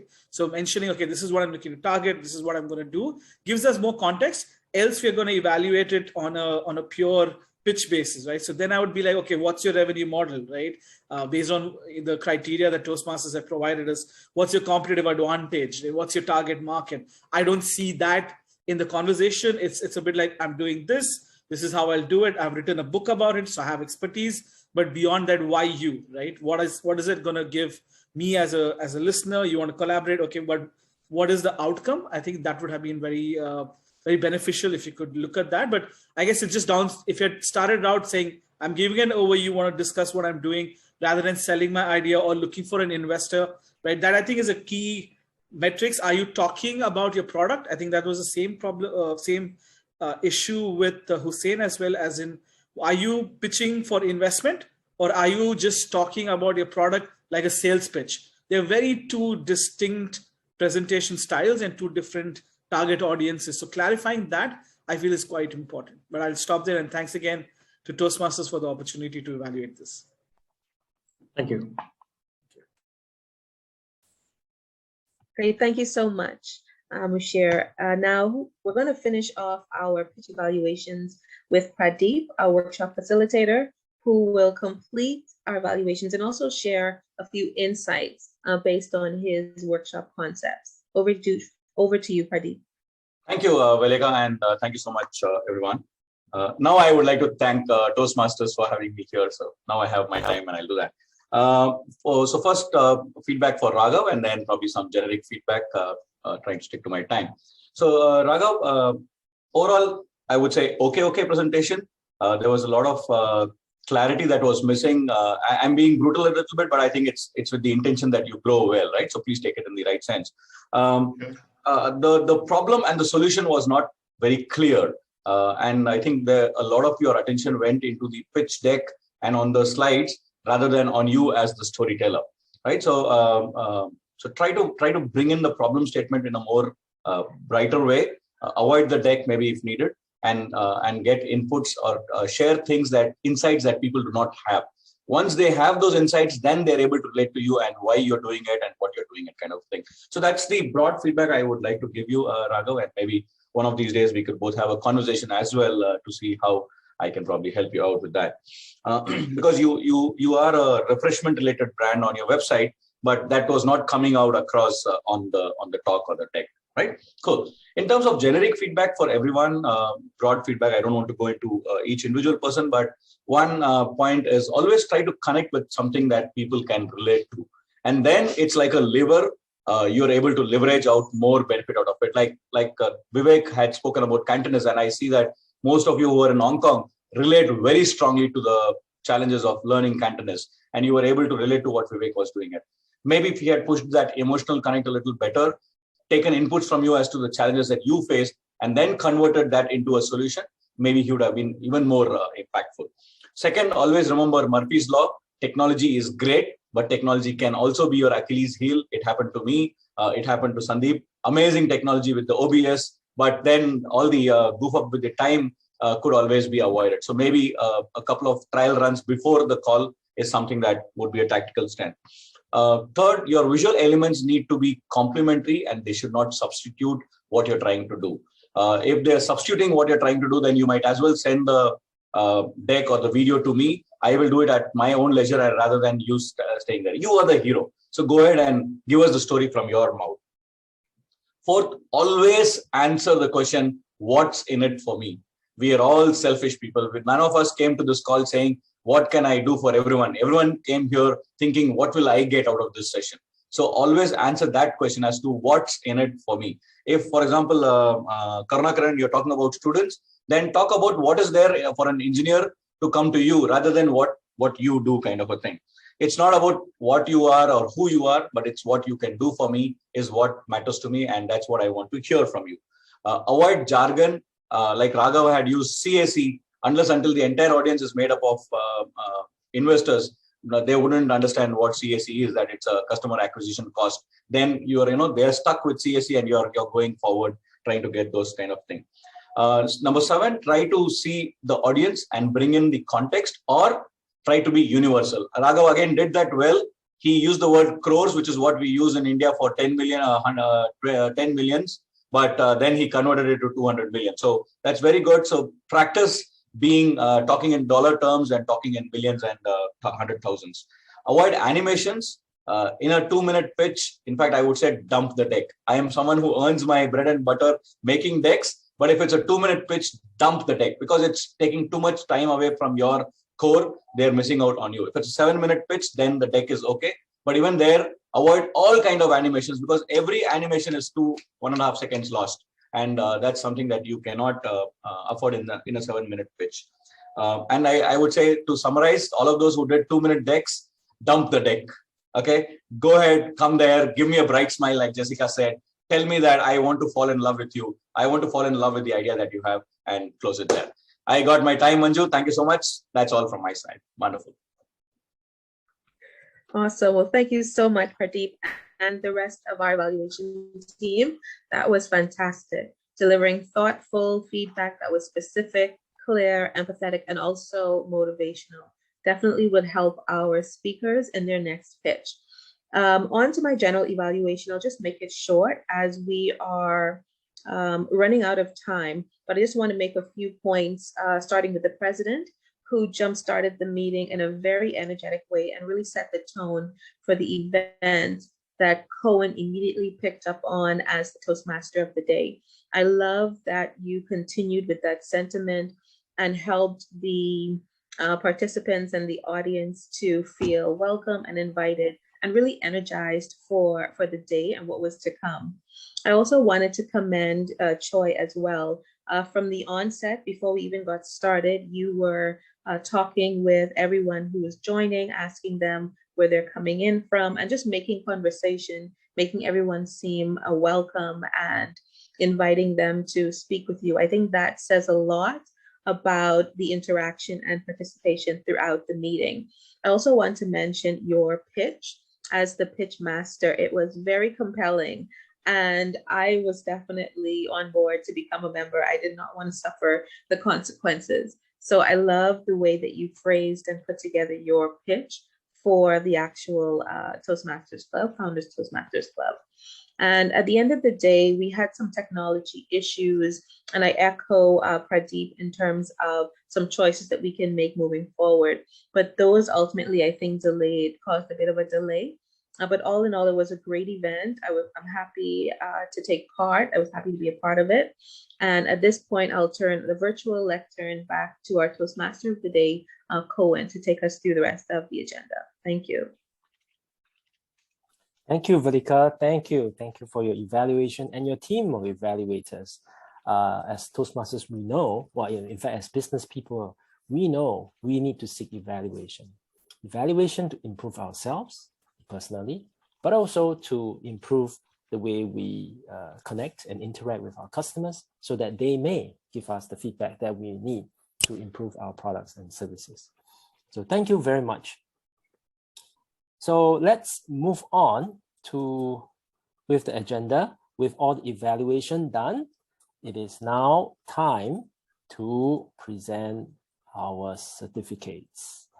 So I'm gonna share screen, and I'd like to invite Bharat Nanja. I do not actually know what Bharat means. So perhaps Bharat, the person, can explain to us what Bharat means, or the presenter can explain to us. So Bharat, as the VP, could you present to our guests? Thank you. So Cohen, please help me take the pictures and spotlight. If you hang on. If you share Okay, if your I share, you will screen, not be I able to. cannot. Yeah. Okay, I will do it. Okay.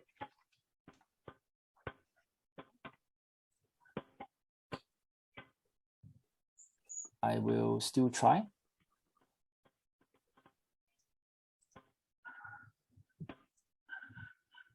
Yeah.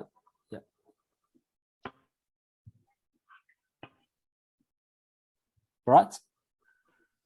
So, can we all clap for Vivek? Thank you. Yay. Coin picture done? Hey. Coin picture done? Done.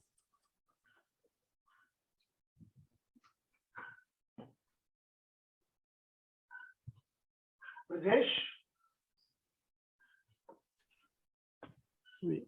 Brijesh. Everyone, please clap for Brijesh. Yes, Brijesh. Hey, Brijesh. Yay. Thank you, thank you, thank you. Wait, hang on. Put on your best smile and we are done. Hey, you have to do it again, I think. I did it. Yeah. Oh, no, the certificate was wrong then. Yeah, I got it. Okay.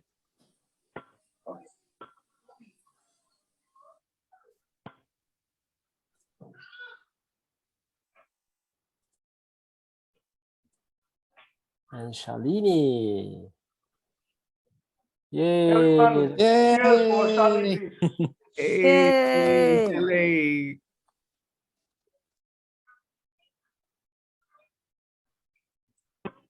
Karuna. Yes, our Karuna. Yay. Yay. Yay. Karuna, actually, can I work for you? Can I work for you? Come, all of I'm you not can an come back. engineer. I could try, to sell in China. Yes, come along. Singapore. Yeah, I'll move back to Hong Kong. Is that okay? Go in, you got it? Got me? Sandeep, please. Got it. Sandeep. Yay! Yay. Thank you. Seeking collaborators, renewalism. I just learned a new word.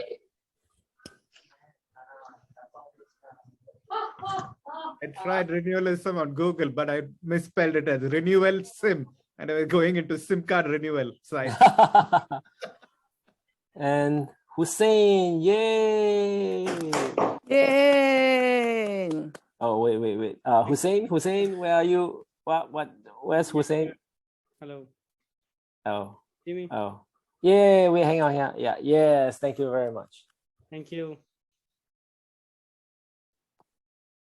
And then next. We have, yes, we have Raghav, it is now your time to explain what a Bharat means. I actually don't understand what a Bharat means. I only know the Bharat that is talking here now. Thank you. So basically, what we mean by Bharat is, there are two Indias. You must have seen about Vedas, thing. One is the India, the top 5 or 10%, rich population, in that paragraph. People working in corporates, people working in MNCs, people having a very different lifestyle, right? And then there's what we call as Bharat, is basically that, mid-level working, mid-level population. So middle income. Right? Yes. Okay, Which is actually like, a Hey, big. Yes. I will have a different opinion. I have Yeah, the real okay. one. Fine. Thank you, let's Raghav. big hand Thank you. to Choi. Next. Yes, Choi. Yay. Hey. Woohoo. Yay. Okay, done. And Pradeep. Yes. Pradeep is not out. Pradeep is not out yet. Yes, Pradeep. Pradeep, I will always remember success and less is more. Yeah. Thank you so much. Made Wonderful. to stick. Thank you so much. And who's next? Hey, Pradeep, you said you'll post the list of books. Ritesh, I will do that. Yeah, I'll just type it on the chat. Yes, I will. Yes, Ritesh. I got Ritesh. Big round for Thank you, Ritesh, Ritesh. Thank you.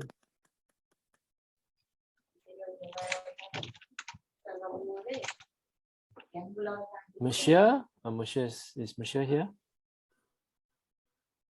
Monsieur, is Monsieur here? Yes, I am. Actually, you have to, yes. So maybe can remove spot. Yes, yes. Hang on. 1, 2, and 3. Got it. Thank you. Thank you. And Jessica, yes. Yay. Yay, Jessica has given me personally some very good feedback about my voice, apparently. Thank you. And Valika, yay. There's Velika. Yay, from Bahamas. Woohoo!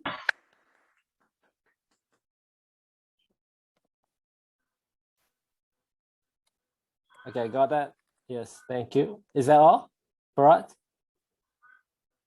That's all.